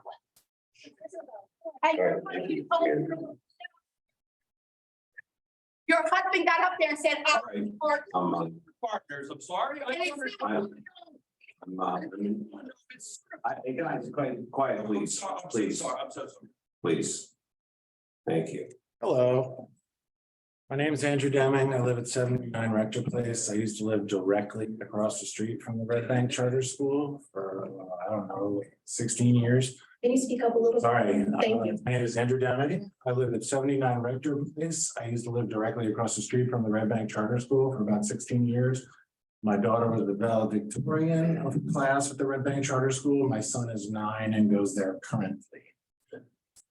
I am been listening to this meeting. I wasn't going to say anything, but I would like to just add that I don't know how many of you have ever visited a cannabis store, but I live near Creek's Liquors and there's people outside asking me for money, smoking cigarettes, like drinking, sitting in the parking lot all the time. The On the Rock liquor store on Shrewsbury Avenue, same thing, people loitering outside left and right. The Eiffel Tower liquor store by the train station, people outside all the time asking for money, harassing people, saying rude things to you as you go by. If you happen to be a woman, my daughter has been harassed multiple times by the train station. So if you go into a cannabis store, it's either there's a line or there's no line, there's a security, there's cameras, and everybody stands there looking at their cell phone. So they go inside, at which point they purchase their cannabis, like picking up dry cleaning, and then they leave. That's it. There's no underage people going in the store. There's no loitering outside the store. There's no vaping. There's no people asking you for money or anything. Like there's no one smoking cannabis outside the store. There, like a liquor store, people just go right in and they sit outside and drink liquor, and everybody's okay with that. as she pointed out earlier, there's already a liquor store right where she wants to open the store, and the school is okay with that. And they're okay with the train station that's the end of the street, and they're okay with the other liquor store, and they're okay with Jamie's, and they're okay with all these places that you can get alcohol, which is much more detrimental to society than marijuana. And people loiter there. It's actually a quality of life issue. So I think we should be concerned with this if it's a quality of life issue. If there's people loitering outside and, causing trouble, then just like any other store or establishment, then something needs to be done. But in my experience, that is not at all the case with cannabis retail establishments. People wait outside in an orderly fashion, and as soon as they can make their purchase, they make their purchase, and then they leave. They don't consume anything there, they don't bother anybody, and they don't cause any trouble. So all this, won't somebody please think of the children, Reverend Mrs. Lovejoy stuff? Like, I just really don't understand this, because there's no issue. There's no quality of life issue here. So, I understand the charter school's perspective because my kids go there, and the council has demonstrated in the past that they treat the charter school one way and other schools another way. And in this case, everybody is getting all upset because they feel like that is the case. But they are failing to look at the fact that these places are not going to influence the children or hurt them in any way. So their concern, in my humble opinion, is kind of false. So I just wanted to say that I have no concern whether there's a store 800 feet from the charter school or 600 feet or 1,200 feet. I think it's totally arbitrary. And it's up to the establishment to provide a safe environment on its property, just like anywhere else, a bar or a liquor store or wherever else. And in my opinion, if you want to look around town for where there are problems, it's in the Wawa parking lot, it's at the train station, and it's outside of liquor stores in general, because there is no security, there is no camera, and people are allowed to loiter there. So I just think maybe you're seeing this as a community hazard when in fact it's not. It's just like a theater. It's like people waiting outside Count Basie, and then they go in and then they leave, and that's it. So that's all I had to say.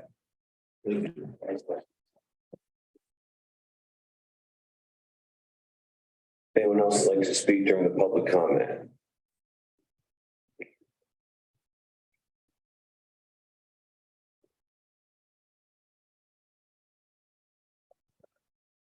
I like your hat. Thank you. I like my hat too.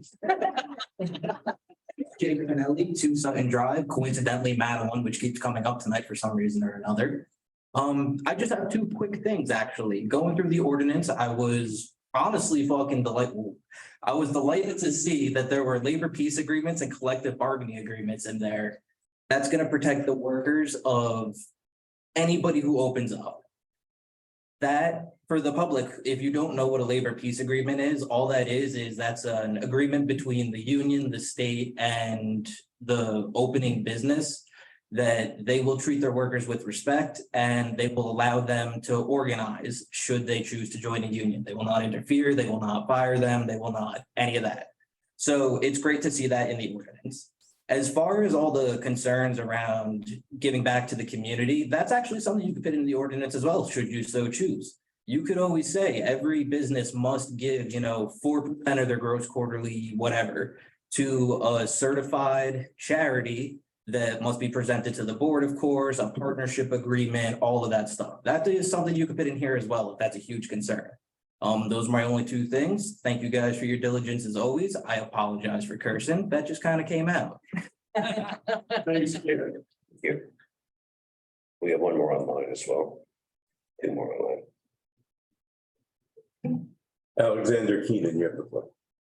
Hi, so Alexander Keenan, 35 Glenmurray Avenue is my address, and I have a bit of an off-topic question. So I'm a local community college student. I'm 20 years old. I've been born and raised in Red Bank basically my whole life. I was born at Riverview. and I attend Brookdale, as mentioned, and I've been tasked with profiling a member of the city council and was wondering if any city council members would be interested in being interviewed by me for like 10 minutes. I'm sorry, we're just discussing agenda items. Oh, that's Sorry. We're just discussing the cannabis ordinance right now. But Mayor, permission to speak. Yeah. I received an email, I think, from another classmate of yours. I won't disclose their name, but I believe I can speak for everyone this day is that anybody here would be happy to do that. And our email addresses are on the Borough website, redbanknj.org. Oh, thank you, Councilwoman Trigiano. Anyways, back to business. Sound like we know each other already. I never met you. That was so nice. Thank you. Thank you.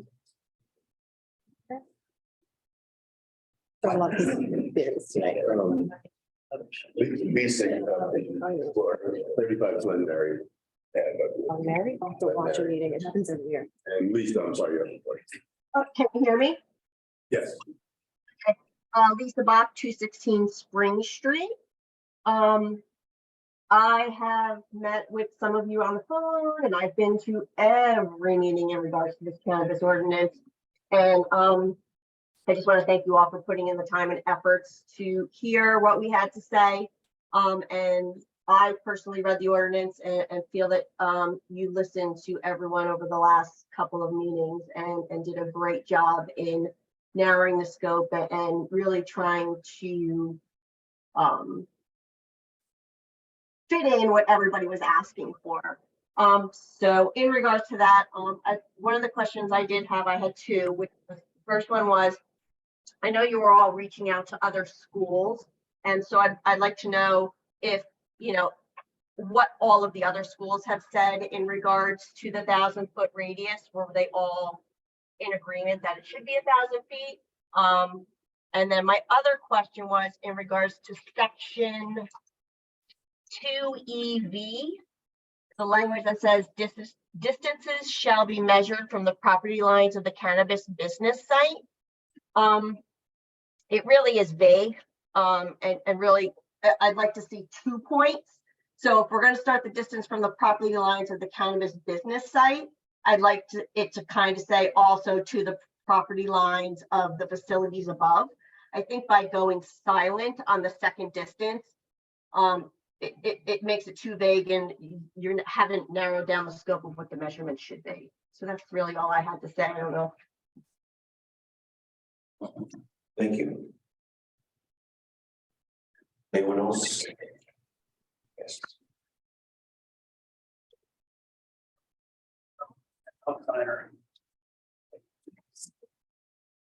Good evening, Mayor and Council. Jeffrey King, 24 Elizabeth Parkway, Eatontown. I'd like to ask the council to table this ordinance. The amendment to the ordinance. I think it's really harmful to the people that have testified.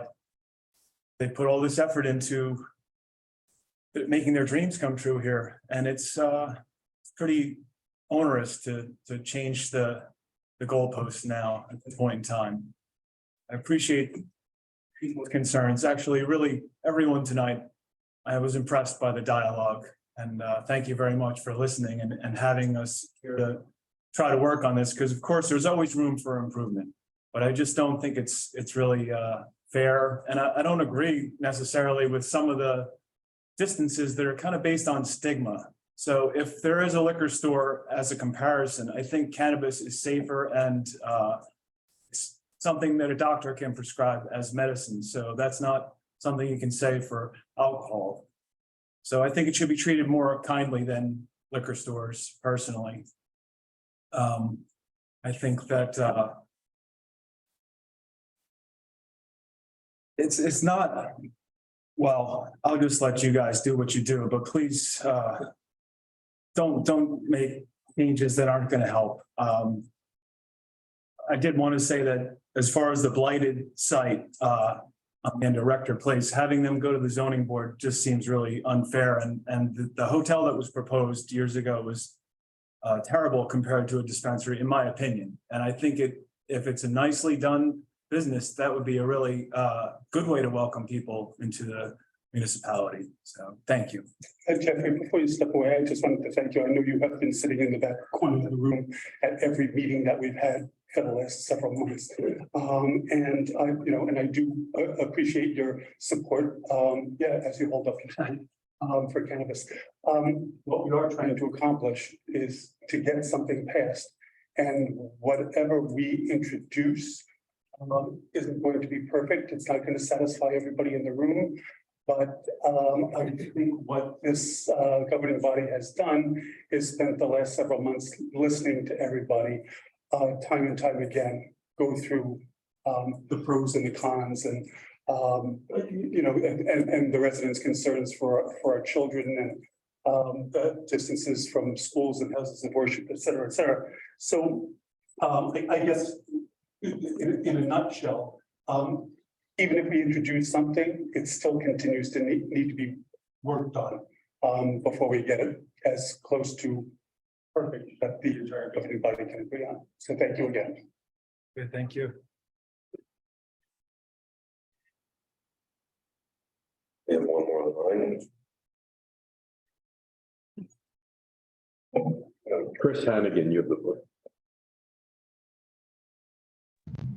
Hi, can you hear me? Yes. Yes. That's Mandy. This is Mandy Hannigan. Actually, I have Chris here next to me. We live at 66 Oakland Street. I just wanted to sort of echo what Mr. Deming had said in terms of liquor stores being compared to cannabis stores. I also wanted to say, sorry, I didn't expect to talk tonight, so I'm a little nervous. But thank you to the council members that responded to me and the mayor to my email. I had, my daughter attends the charter school, and it did seem like we were the one school being left out initially for the distance concerns. So thank you for sort of coming to the table and hearing us.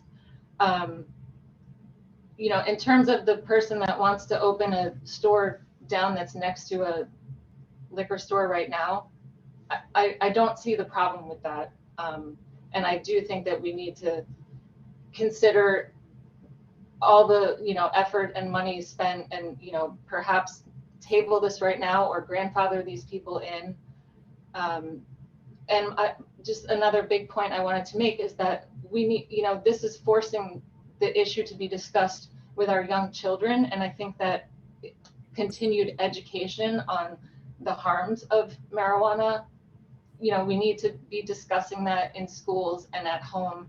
And also, there are positives to it, right? But I drove down the road on Route 35 all the way from Eatontown behind a car that was smoking marijuana, and I'm in the car with my daughter and we can smell it. And, that's not okay. If you feel different, you drive different. So let's also remember, as we bring or try and bring more businesses like this to Red Bank, we need to be mindful and educating our children and saying, like, smoking is not good for you. Just keeping that education piece in the forefront, because it's really going to be more in our face now. So that's really all I have to say. I think we still need to keep working together and make this happen in the best way. So thank you. Thank you. Anyone else? Yeah, we have another one on the line. Sativa Cross, you have the floor. Good evening, Council. This is Edward Grimes. I'm with sativacross.org. We're a 501c3 here in New Jersey, advocating for disability access and for cannabis patients' rights. I want to thank you for having this meeting available to people at home in their wheelchairs and on their beds, because many people are sick and cannot attend these meetings. Like myself, I'm disabled, and it makes it easy for me to take part remotely. And I think more towns should do this. It's actually following the ADA Title II. So I appreciate that. So thank you. I believe one thing that towns are doing, what they should be doing with the cannabis money, is wheelchair accessibility in a lot of the town areas. Red Bank has a few streets where the businesses have very poor wheelchair access, and it's only 1 or 2 steps, but a step is a wall to somebody in a wheelchair. And what many towns are doing is, when they redo the sidewalks, they're making all the businesses accessible by just raising the sidewalk a little bit when they redo them. So that's something I would hope Red Bank would think about when they get this cannabis money, and they should get it sooner than later, because, you know, people in wheelchairs can't really wait. You know, they're suffering, they're hurting. We need all the help we can get. And the quicker you can get people into the businesses that you have no access to, the better. We donate ramps to businesses, and we'll probably donate a ramp to some business in Red Bank, but we'd like the town to subsidize ramps in Red Bank and help these businesses to get access, and don't put all the pressure on them. Take some of the pressure off these businesses. So thank you. Thank you. Thank you. Mayor, a quick comment. Sure. Thank you to the gentleman for pointing out the advantage of hybrid meetings here for Red Bank Council. A very big thank you to Councilwoman Sturton for actually making that possible. She was the one who actually brought that to fruition. So Thanks to you and your son.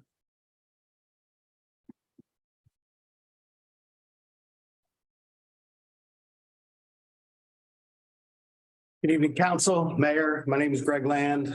I'm a resident of 16 Alexander Drive, River Plaza, Middletown. I think there's a big misconception with how cannabis is being viewed by not only our society, but I think more important, Red Bank. With the recent regulations approving cannabis to be sold legally in not only medicinal purposes, but for recreational purposes, you no longer can hold it to a different standard.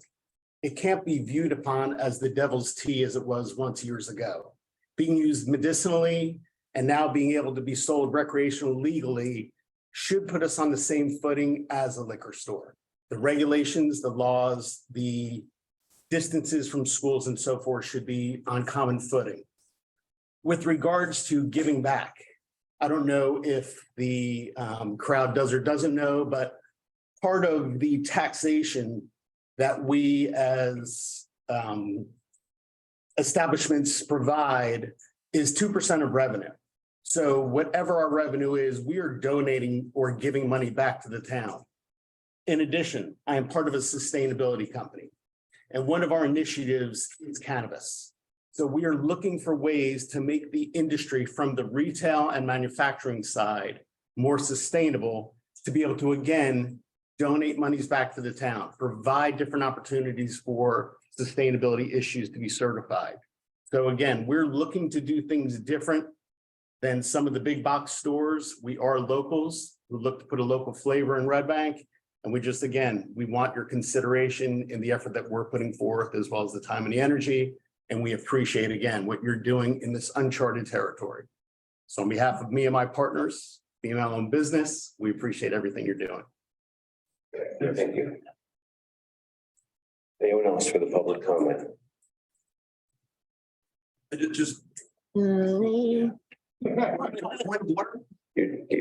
maxed out, sir. I know.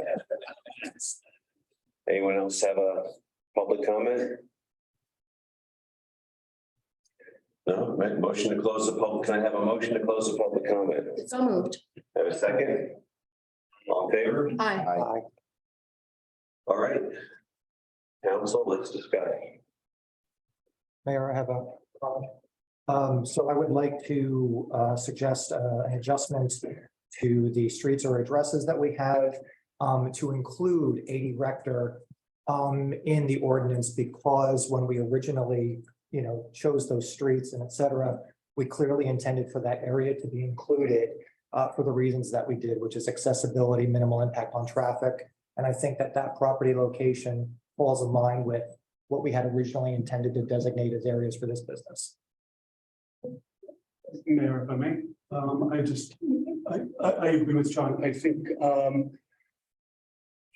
up until tonight, I had no idea that 80 Rector and Riverside and 35 didn't have the same address. So I would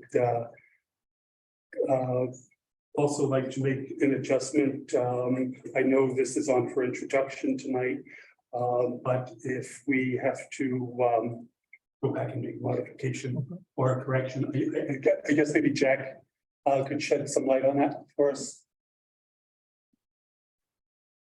I think it would depend on whether this is the type of change that this is, whether it's a minor change or not. But we could take a look at that. Would you be able to provide that information tonight as the borough attorney, if that's a minor change or not?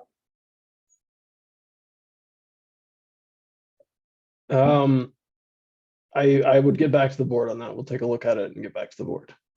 Jack, it's Aaron. If we make that change before introduction, would that make a difference as opposed to making it after introduction? It hasn't actually been introduced yet. Yeah, you're right, chief. If it hasn't been introduced, then we can make that change.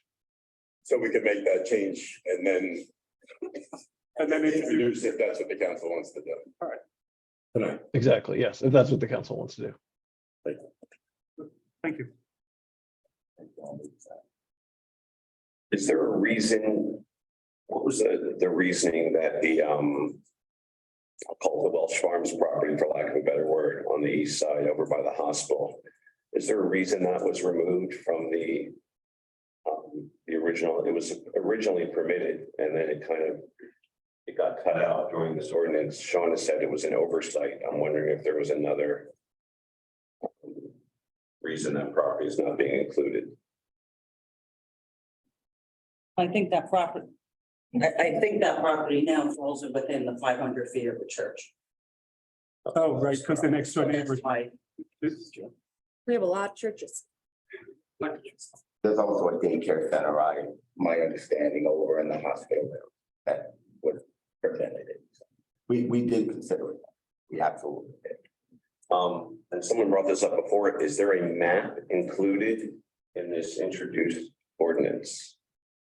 Well, I think a map was just mailed out late this afternoon.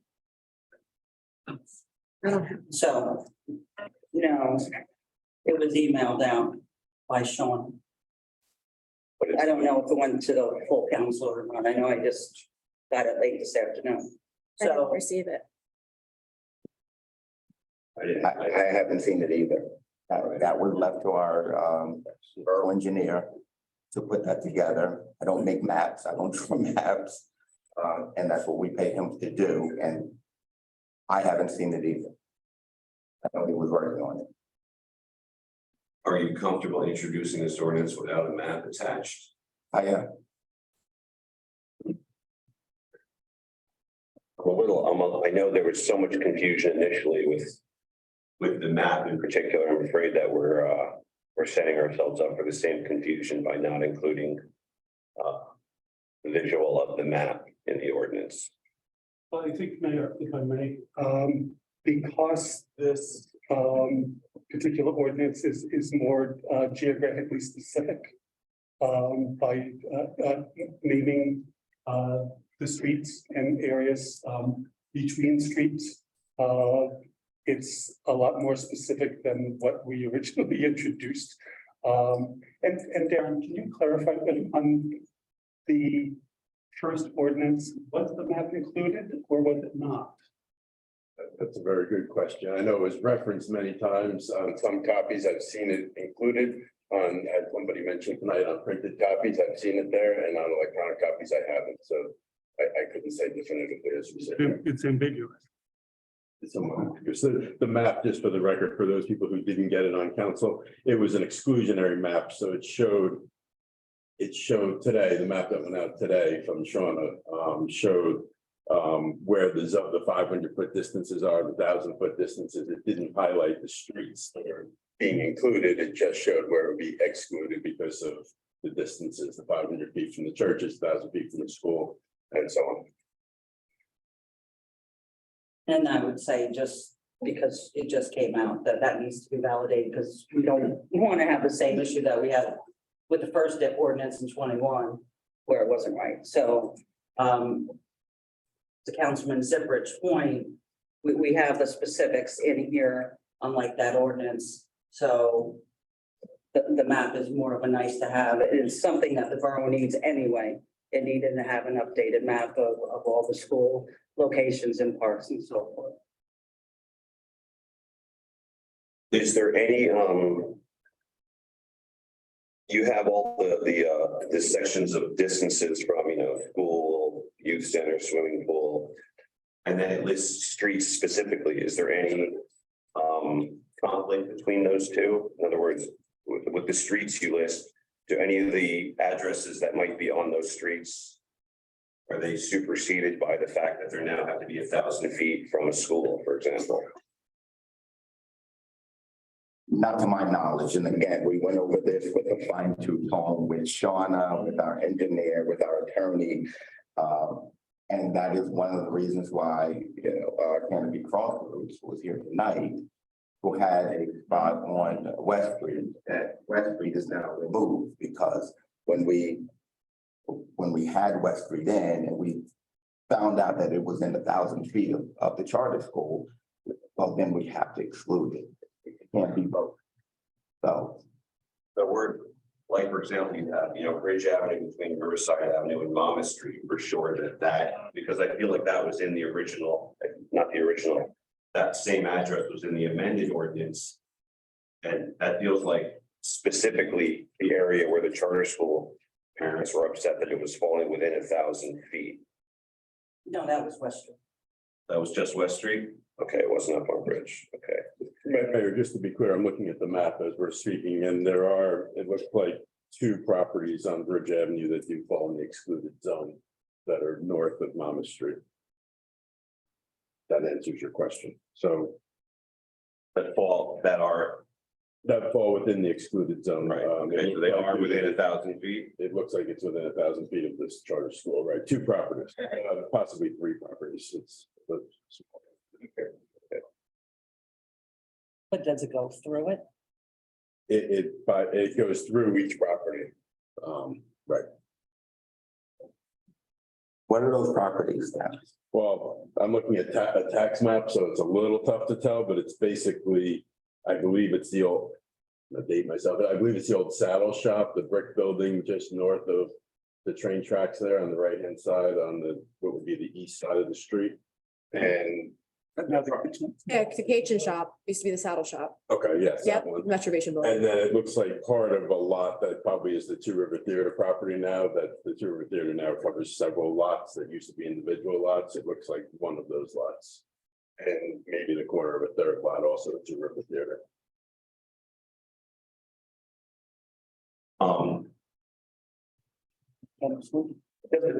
I just have a few concerns here. I mean, I know you said you went through this with the professionals with a fine tooth comb, but we already had the property on 80 Rector that no one was aware of.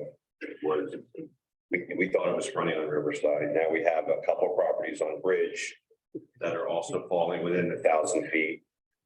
I think that if the map was available 2 days ago, you would have attached it to the ordinance. So I can understand if someone viewing this process feels like it's rushed a bit. I know it's been going on a long time, but I mean, as we're going through this, that's just several mistakes or conflicts that are going to need to be corrected. So. Mayor, I'll just remind you that this is for introduction. If there are corrections that need to be made to it, those corrections can be made. And that, that map needs to be amended to it, that too can be done before it's adopted. Okay, I just want to clarify because Michael said when someone spoke earlier that I think it was the about 80 Rector, he said the attorney advised us not to make those changes, and that was why we had the conversation about you can get a variance at the zoning board or we can amend it after it's passed. So I feel like can I get some clarification because you each sound like you're saying something different. Well, And we're different people, so. Yeah. From what Mr. Burke just told us, that since this is on for introduction, we can make that correction. I think the chief also pointed that out. Because unbeknownst to me, I didn't realize that Rector at Route 35 wasn't part of that Riverside Avenue bend. So I'm okay making that modification to include Rector at Route 35. I think is the way that the potential property described it. One other question. I know the original 1,000 feet was introduced. I think it was it's a state law or federal law about drugs within a school. Is that? Chief. What's that? Well, it's a drug-free school zone from the Fed. From the federal government, so but I'm sure that's where that number came from. I'm just curious where the rest of these distances came from that are in the ordinance now. How we came up with those numbers. I believe they're also from the federal guidelines. Mr. Mayor, I provided a color coded map for you guys in the drug free zone earlier. Page 3. That was good. Just a check. That's it.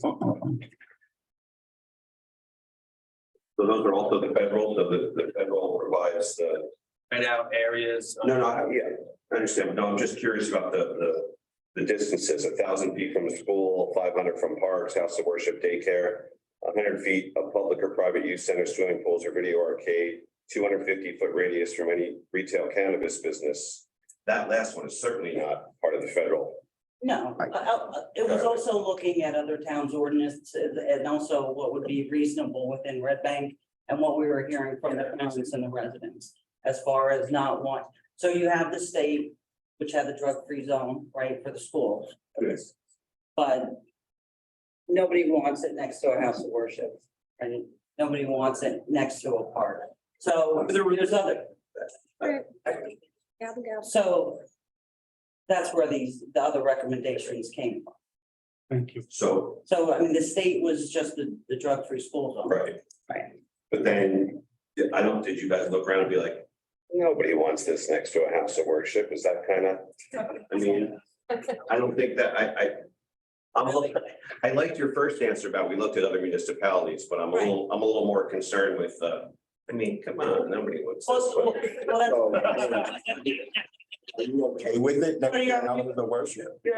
I don't think, I think there's a difference between 500 feet and next to, right? I'm a little concerned with what I have no problem putting in distances. I want to know how we got these distances. And how would you come up with those distances? I'm not sure. I'm not on the committee. Well, it doesn't, no, this is your personal opinion, it has nothing to do with being on the committee. You said you're okay with distances, but these distances aren't good.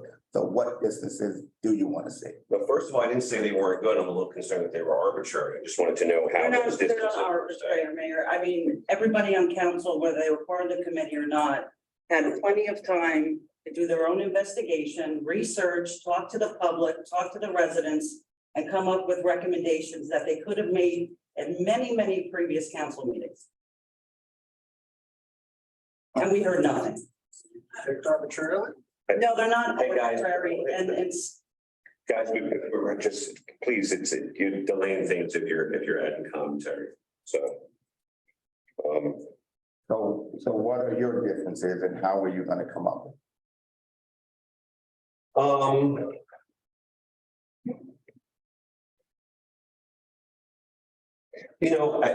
It's a little tricky because, for example, we're discussing a specific property we were talking about on West Street, right? It's next to a liquor store. It's within 1,000 feet of a public school, specifically the charter school. But I also I think that's an appropriate location.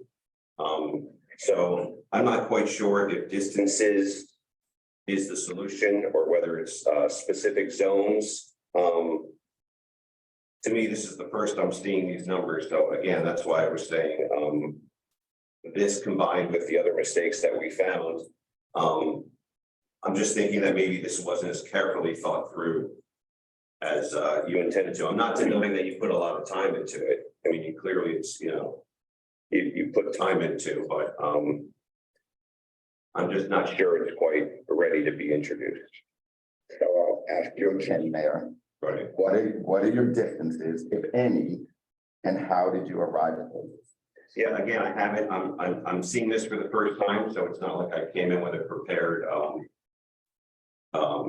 formula for distances, but I'm more than happy to continue to discuss it. Again, some of these are being introduced for the first time, so the only one we talked about before was the 1,000 feet one, the 500 feet from parks, and we talked about the distance from another retail cannabis business. This is the first time seeing 100 feet from public or private use centers, swimming pool or video arcade facility. May I have permission to speak? Yeah. Can one of the council people on the dais who has the map that was sent to them by the community development director provide me with that map? while I'm sitting here. I don't have it in my email. I'd like to see a paper. Can I just like borrow it really quick from one of you? Chief, do you have it? I don't have, I'm sorry, I don't have it printed out. I have it, but not printed out. I could print it. I was gonna mention at the time, there are other conflicts with the map as I'm going through the list and looking at the map side by side. So For you, the newer, some of the other. So on West Front Street, the ordinance, it's between Shrewsbury Avenue and Pearl Street, but some of that between West Street and Pearl Street is within 1,000 feet of a school zone. And also the Highway Business District, Newman Springs Road is partially, part of that stretch is also. I think that might have had a. That was excluded. That might have had an exclusion. Elsewhere, yeah, I saw that. Oh, you're right, yeah, okay. But the one on Front Street appears to be in the school zone from approximately West Street going to Pearl Street.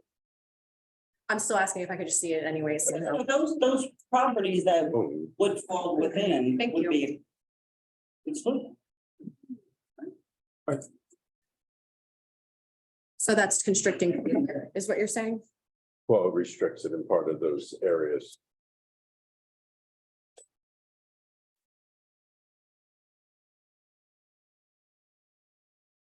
The 1,000 feet didn't change from the first one, just to be clear. No, but now you're naming specific parts of streets, which constricts further on top of the 1,000 feet. These streets, if you look at the old map and these streets, these are streets within the old map. The only difference is it starts at Monmouth as opposed to Oakland. Permission to speak? How many people here, raise your hands, fit into the old map and we're 1,000 feet away from a school? Okay, so that's the difference. If now you're talking about specific streets, specific pieces of streets as opposed to zones, but they were all 1,000 feet away. Give me an example. Them, they just raised their hand. Well, whatever street they said. What street was that? Not both. Yeah. Yeah, so. Still looking for a change. So then I guess you would need to identify specific addresses to be able to amend the ones that are. Fine. Are you gonna have language that says the 1,000 feet overrules the overlaps on other streets that are within that zone, like we were talking about, Bridge Avenue, for example, the chief pointed out. Right, so if those properties happen to fall within the 1,000, then they would be excluded unless they went to zone. I think it's for everyone. Right, is there language that has to clarify that? I don't think so. No? Yeah.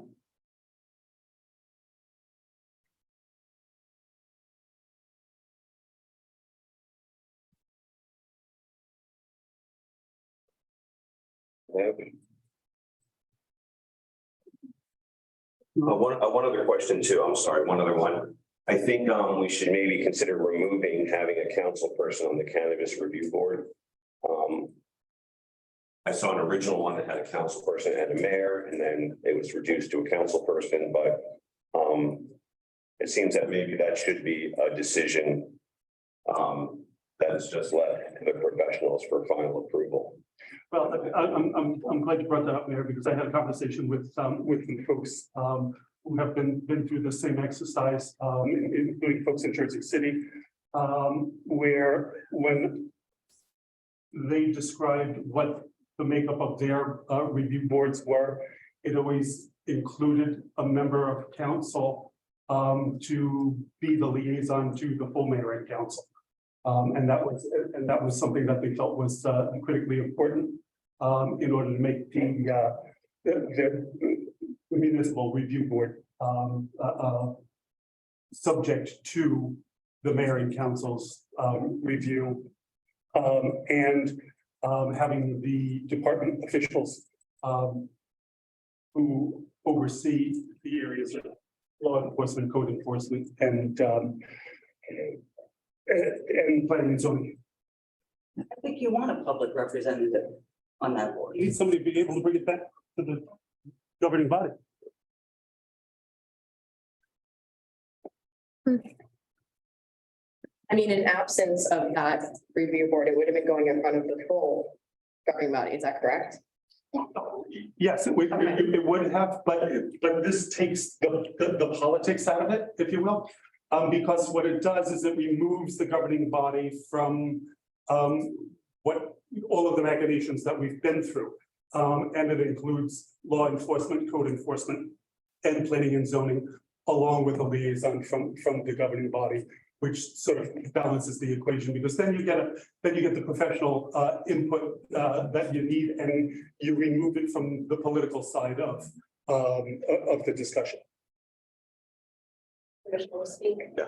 I could see that as one interpretation of that function. I mean, this isn't my biggest issue with this ordinance, so I don't want to spend too much time on it, but saying that having one public servant as full does not take the politics out of something. I mean, that person is still coming back, speaking to the governing body. So I just, once again, I would hope that application process, once it's at that point, if the person shows that they've satisfied their bullet points, that there would be, no need for any, involvement of that nature. But it's still having one elected official on there, and who they talk to and what they do. But like I said, that's not even my biggest concern with the ordinance. I cannot support this ordinance. When I asked Councilman Ballard meetings ago, I asked, would you be spot zoning? You said no, and now I'm looking at specific parts of specific streets. And I wonder what residents were in mind when you were choosing these streets and making your policy decision. I do have a concern about pushing out small mom and pops, which was stated tonight. I believe Red Bank residents care about local small business. And I do understand what you're talking about quality of product versus MSOs and the issues that are going on around the state with the quality of that product not being the same. I know that. I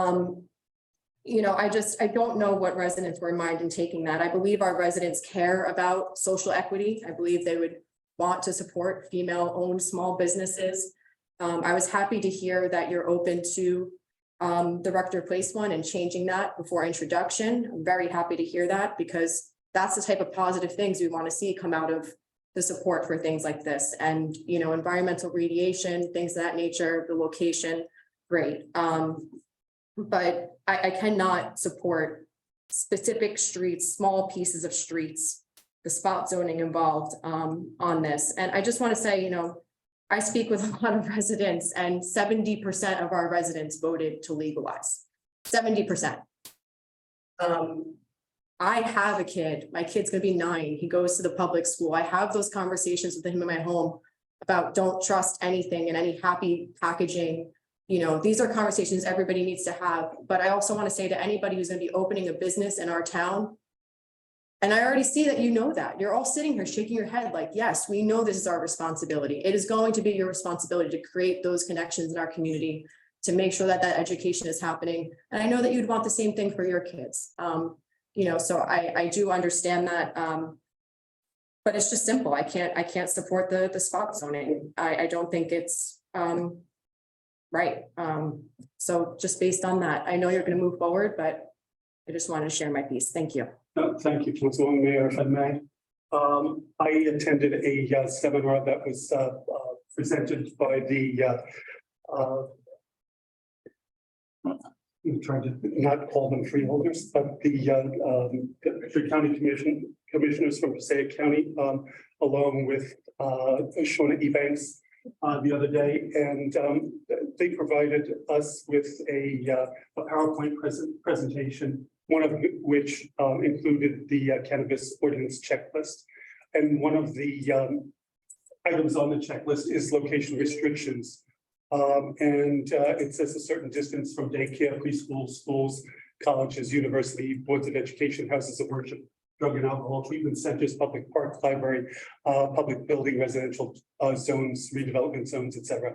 And a certain distance from other cannabis businesses.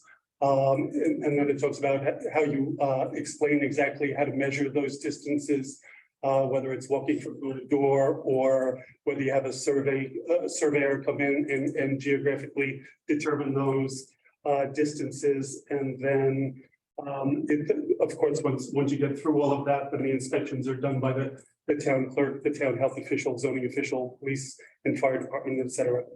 And then it goes on to address odor, noise, compliance with state and local ordinances, and then any violations of ordinances for licenses and persons responsible for gifting, prohibition of unregulated sale, et cetera, et cetera, et cetera. So I think based on what I read in what the committee has put forward, a lot of those items on the checklist have been addressed. And as I mentioned earlier this evening in conversation with my colleagues here on the dais, this is on for introduction. And for all of the years that I have served, ordinances that are introduced and then need to be reworked or retooled can be done so before they are adopted. So on that note, I will make a motion to introduce this ordinance and we'll continue to work on it collaboratively. Is that with Rector Place? I mean, how's that gonna work? Let's take a step back. There are two separate amendments. So I think we have to take them one by one. Okay. That's Mayor. And we need to have, sorry, Ballard, I just wanted to say what you're saying. You need a confirmation from the attorney, right? Whether or not those can be made or. I think Jack said that. If it hasn't been introduced yet, then we can definitely make changes to it. Okay, so Ed didn't introduce, just kidding. They have changes for issues.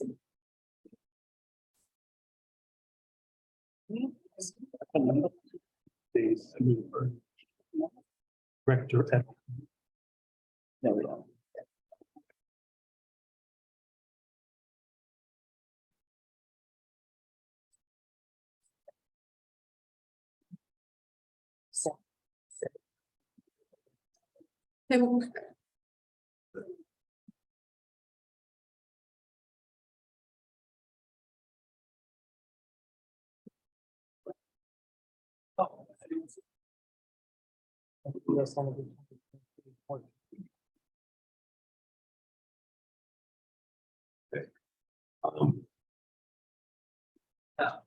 Just to be clear, so are you looking to introduce both ordinances without making the changes that you talked about, the address changes? You want to do them after the fact, or do you want to introduce them as they are? Or you want to make the changes first and then introduce the ordinances with the changes?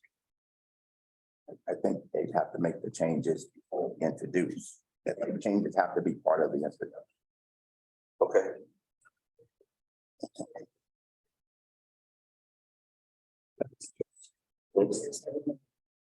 So we can walk that. Can you guys use your microphones when you're talking? No. Okay.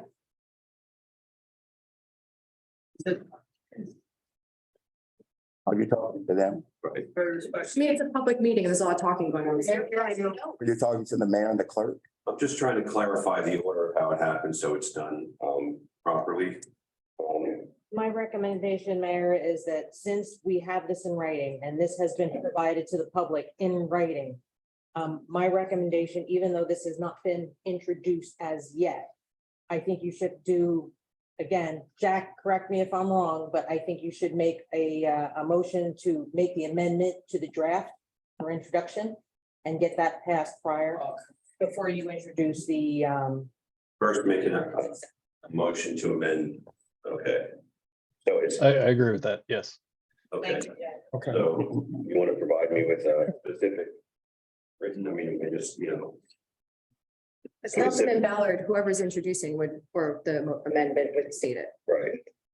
So I let me assume know what that's the amendment you would like me to chapter make, and 190. I'm happy to ask for it.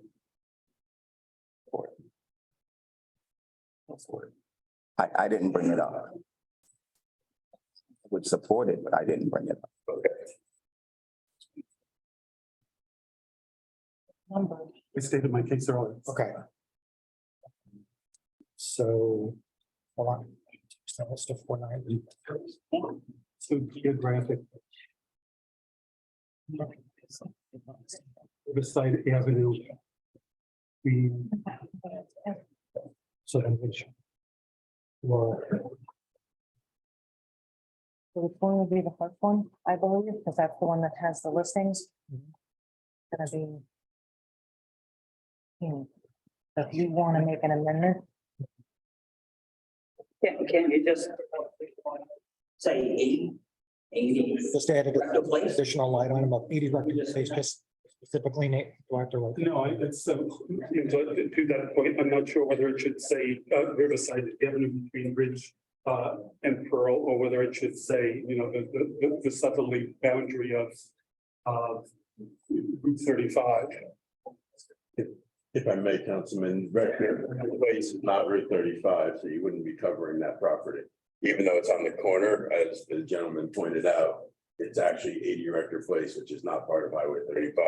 It just happens to, the property line just happens to be on Route 35 on one side. So I suggest just adding it as an individual line item, 80 Rector Place specifically mentioned, and it's very clear. Well, then just that, and Jack, maybe you can shed some light on that. I mean, if we were to identify a property address, does that then get us into a spot zoning situation? Mayor, permission to. Hold on, he's just gonna answer it. Oh, yeah. Thank you. I think because we haven't done that in any of the other areas, we would probably want to try to include it in the street names rather than specifically identifying the address.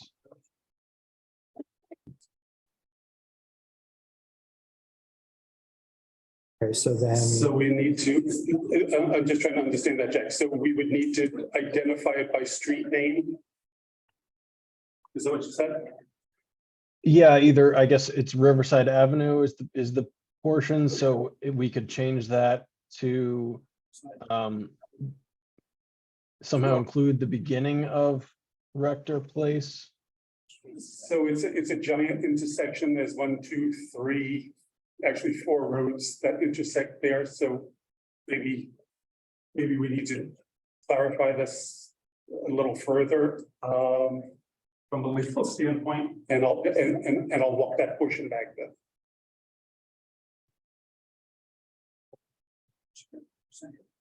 Why can't you Cover on the second question, Jack?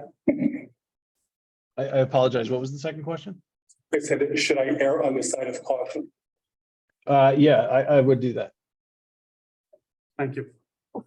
Right, So where is so I'll walk that amendment back because of the 5. Okay. Actually, from a legal standpoint, I think we should be careful because of the 5-way intersection there. Just to clarify, what do you mean when you're saying you're walking the amendment back? What I proposed earlier, to include 80. I'm sorry, what I stated earlier about including 80 Rector. I'll carve that out and take it out. We will include it. Okay, so then you're gonna introduce the amendment as is? Yeah, I think that's probably the safest thing to do so that we don't get into I think that's the safest thing to do. So, you know, based on council's recommendation that we don't get into a legal situation by identifying it specifically by address. Okay, I'm a little confused because before we were saying you want to introduce as your amendment, you want to add the amendment before the resolution is introduced. Correct. But now we don't want to do that. Now we don't. Mayor, we're having difficulty how we identify that property because council I is understand. right. So I'm just curious then, if you go ahead and vote to introduce the ordinance, how is that property at that point going to be added if you so desire to add? Is that something you'll just have to figure out later? Yeah, I think we have to work with council on that. Okay.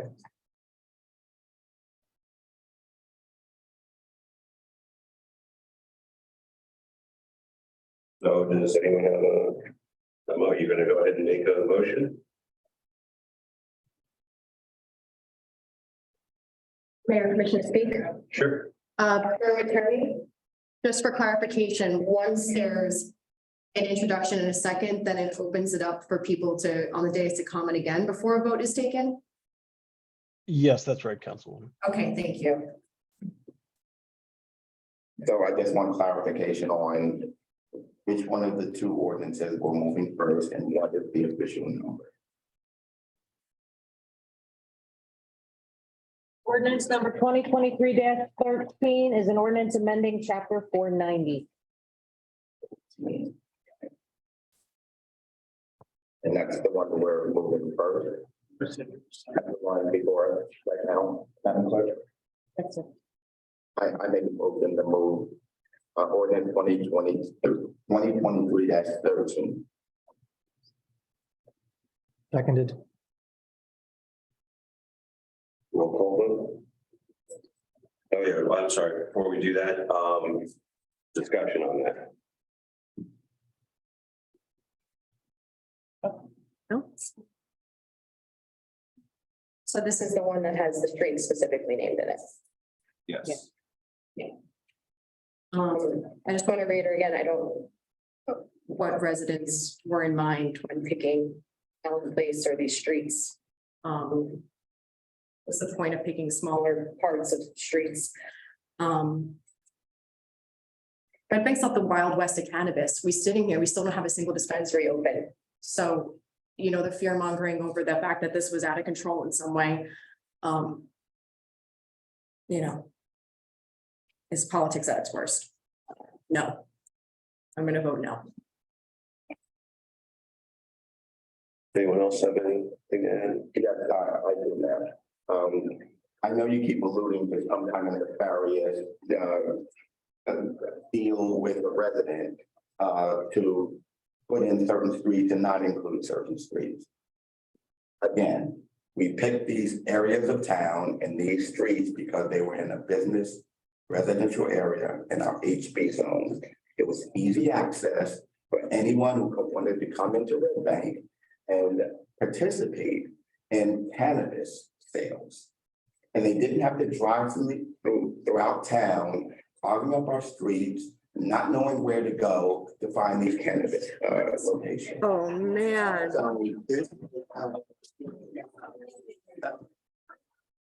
Guys, you gotta be. Guys, you're killing me. Now I am. Quiet, please. We're having a discussion. Oh, you're. Quiet, please, ma'am. Thank you.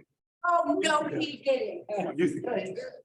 Yeah, all right. And you're not. Pilot. So again, we picked these for specific reasons. They're commercial businesses. We wanted to keep them in the commercial districts and for those reasons. Now, as you can hear through this 2.5 hour meeting, there are varying opinions on how we should regulate cannabis, where we should regulate cannabis, its effect on our population, our children. Everybody has a different opinion, and everybody's opinion should be respected. And you can see how difficult it is to come up with legislation that pleases everyone. These regulations please no one. They please no one. But we're trying to do something that we can at least move this forward. Again, there has not been one license issued in Red Bank, not one, with the ordinance that we had. Now, people say, well, leave it as is. Okay, if we leave it as is, there will still be no licenses issued. There's no process to do it. So we have to do something. And we're going to do it. Now, we're one of the few municipalities in the area that is even allowing cannabis. A lot of them opted out. They said, I don't want any parts of it. And it seems like, you know, I think back to what my mother, no good deed goes unpunished. We want it here. We're trying to get it here. And we're being attacked because we're trying to get it here so that it works for everybody. So that it works for everybody, not just the cannabis industry, not just the people on whatever street, everybody. And it's hard. It's very, very difficult. I appreciate everybody who came out and voiced their opinions, whether it's, you know, Wall Street. Do we please that business and piss off the charter school parents who already think this council doesn't support them? Or do we tell the charter school parents, well, we're gonna ignore you, we're gonna let cannabis near your school, but not near any other school? This is hard work, people. This is difficult work. Never gonna please anybody. We spent countless hours and time going through this. And did we miss a street or did we miss a property? Probably. This is very difficult work. It's very easy to sit back and take pot shots at what is before us, okay? When you're not engaging in the process. Everybody on this council knew that the code committee was working on it. It's nothing. It's email to say, hey, at the last meeting, I noticed you said this, but I want you to consider this as you put this together. Very easy to do. Or you can come to the meeting and try to make a big deal out of it. That's not collaborative work in trying to run a borough. So I support this, and we can amend it. We can always amend it. Yeah, I know I'm talking a lot, but everybody else talked it. So this is what we were put up here to do, is put forth amendments that we think will help this town. And I'm proud to support. Anyone else have anything to add? Yeah, Mayor, if I may, I want to compliment the members of the code committee for the number of hours that they put into this. I think Councilman Ballard makes a point in that we're not going to please everybody. But I think in a good faith effort on behalf of this entire governing body, I think by introducing this tonight and getting the wheels moving, that we will be able to tweak it a little bit more, come up with some corrections to what we learned tonight, so that we can at least get something into the pipeline so that licenses can be issued and businesses can open. So I thank you. I just have a process question too. So if changes are going to be made to this amendment, it then has to be reintroduced at the next meeting with those changes? Is that how it works? That's always a possibility, Mayor. Right. It's always a possibility. No, I mean, in other words, we wouldn't be, if you end up deciding you want to make those changes, that's the process, right? Then the ordinance has to be reintroduced, the amendment. That's the way the legal process Yeah, I works. just want to be clear. So it's another delay. And then the other question too is, do you have to make those changes? We approve them and then it goes to the planning board? Because I know they have to review it as well. Is that, or are they going to review this one and then? I guess that's a question for the attorney. I think it would depend on what the changes are. And if it's before the second reading, we should be able to make some changes, but then depending on what the changes are, we may have to wait to approve the ordinance after the second reading longer. It wouldn't get approved just at the second reading. And Mayor, if I may, Jack, if it's approved and it's submitted to the planning board and the planning board makes additional recommendations for changes, what's the process for that? It comes back to council and I would want to take a look at what the changes are. We may need to wait a certain amount of time after the second reading before it's officially adopted. thank you. Anyone else have anything to add?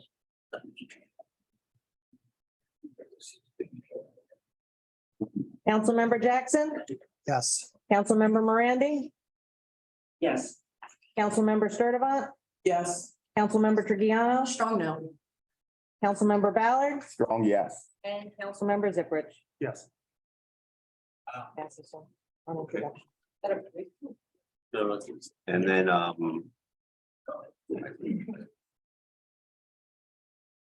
So the next up is ordinance 2023-14, an ordinance amending chapter 270.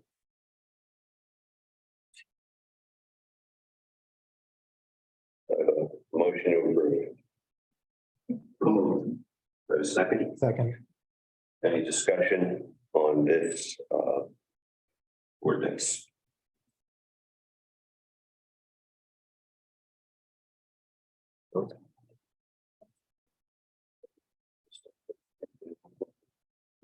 Councilmember Jackson, Yes. Councilmember Morandi, Yes. Councilmember Sturdivant, Yes. Councilmember Trigiano, No. Councilmember Ballard, Yes. and Councilmember Ziprich. Motion passes on introduction.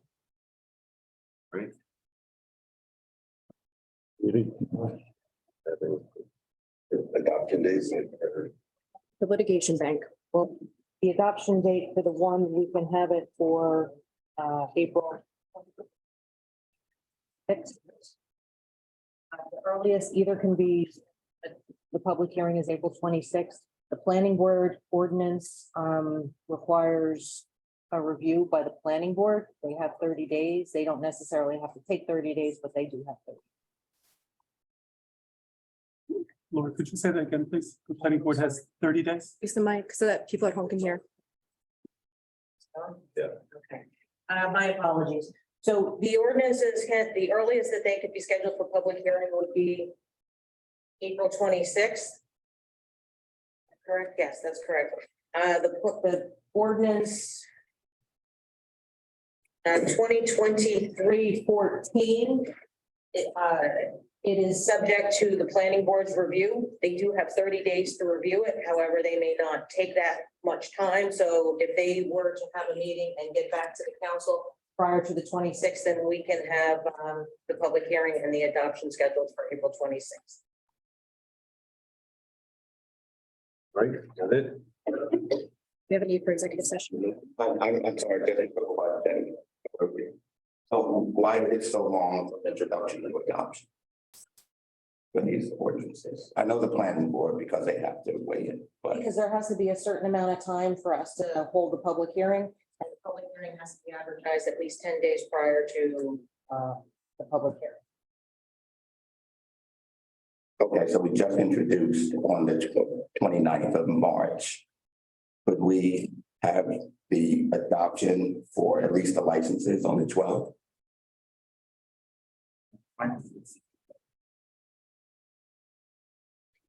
We don't have enough time. 1, 2, 3. It would be right on the 12th. Jack, is that something that, no, because I won't be able to get it in the paper in time.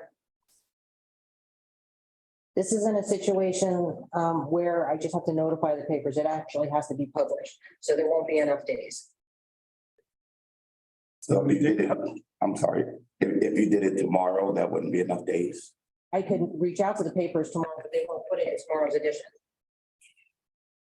Is that the standard, Borough Attorney, that they have to publish it? Yes. Or we have to notify them?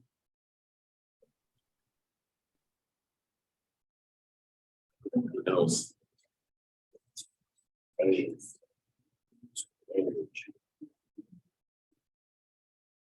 I apologize. There was a lot of crosstalk. Was there a question posed?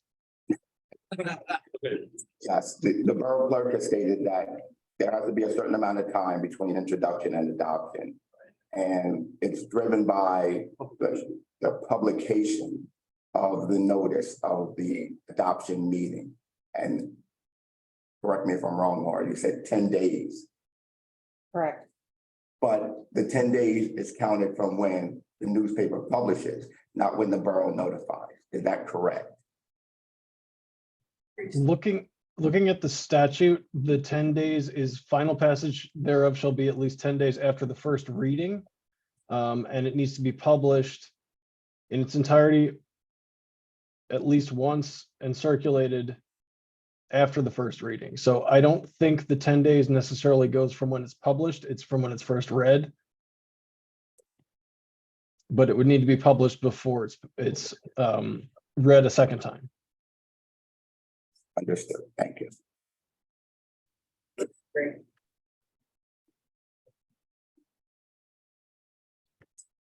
Any other questions?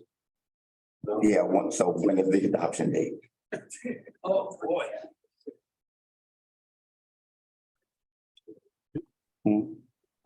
That's up to council. No, for the.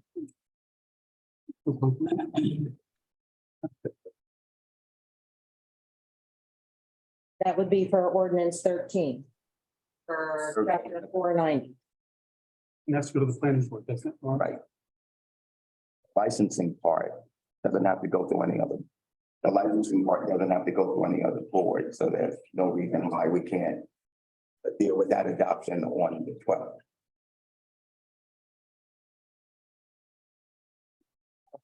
I just think I got these two confused. Okay. So 13 goes before the planning.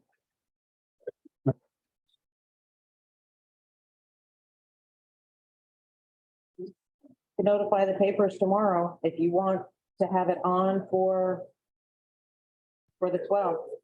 Thank you. Mayor, permission to speak? Yes. Laura, do you feel comfortable that that's enough time? Do you? That's not how I've done it. That's not how I understand it. That's not how you've done it. My That's not how you my understand it. understanding, it's always been 10 days from day of publication, because you have to notify the public. Because the public has to see it. Correct. Yeah. But if council is telling us that it's 10 days from adoption, So there's two different things. I'm looking at it further. It's 10 days. Final passage must be 10 days from the first reading. The publication must be a week prior to the time fixed for final passage. So that would be 7 days. So assuming that we reached out quickly and it got into the paper in the next few days, we would probably have enough time before the next council meeting.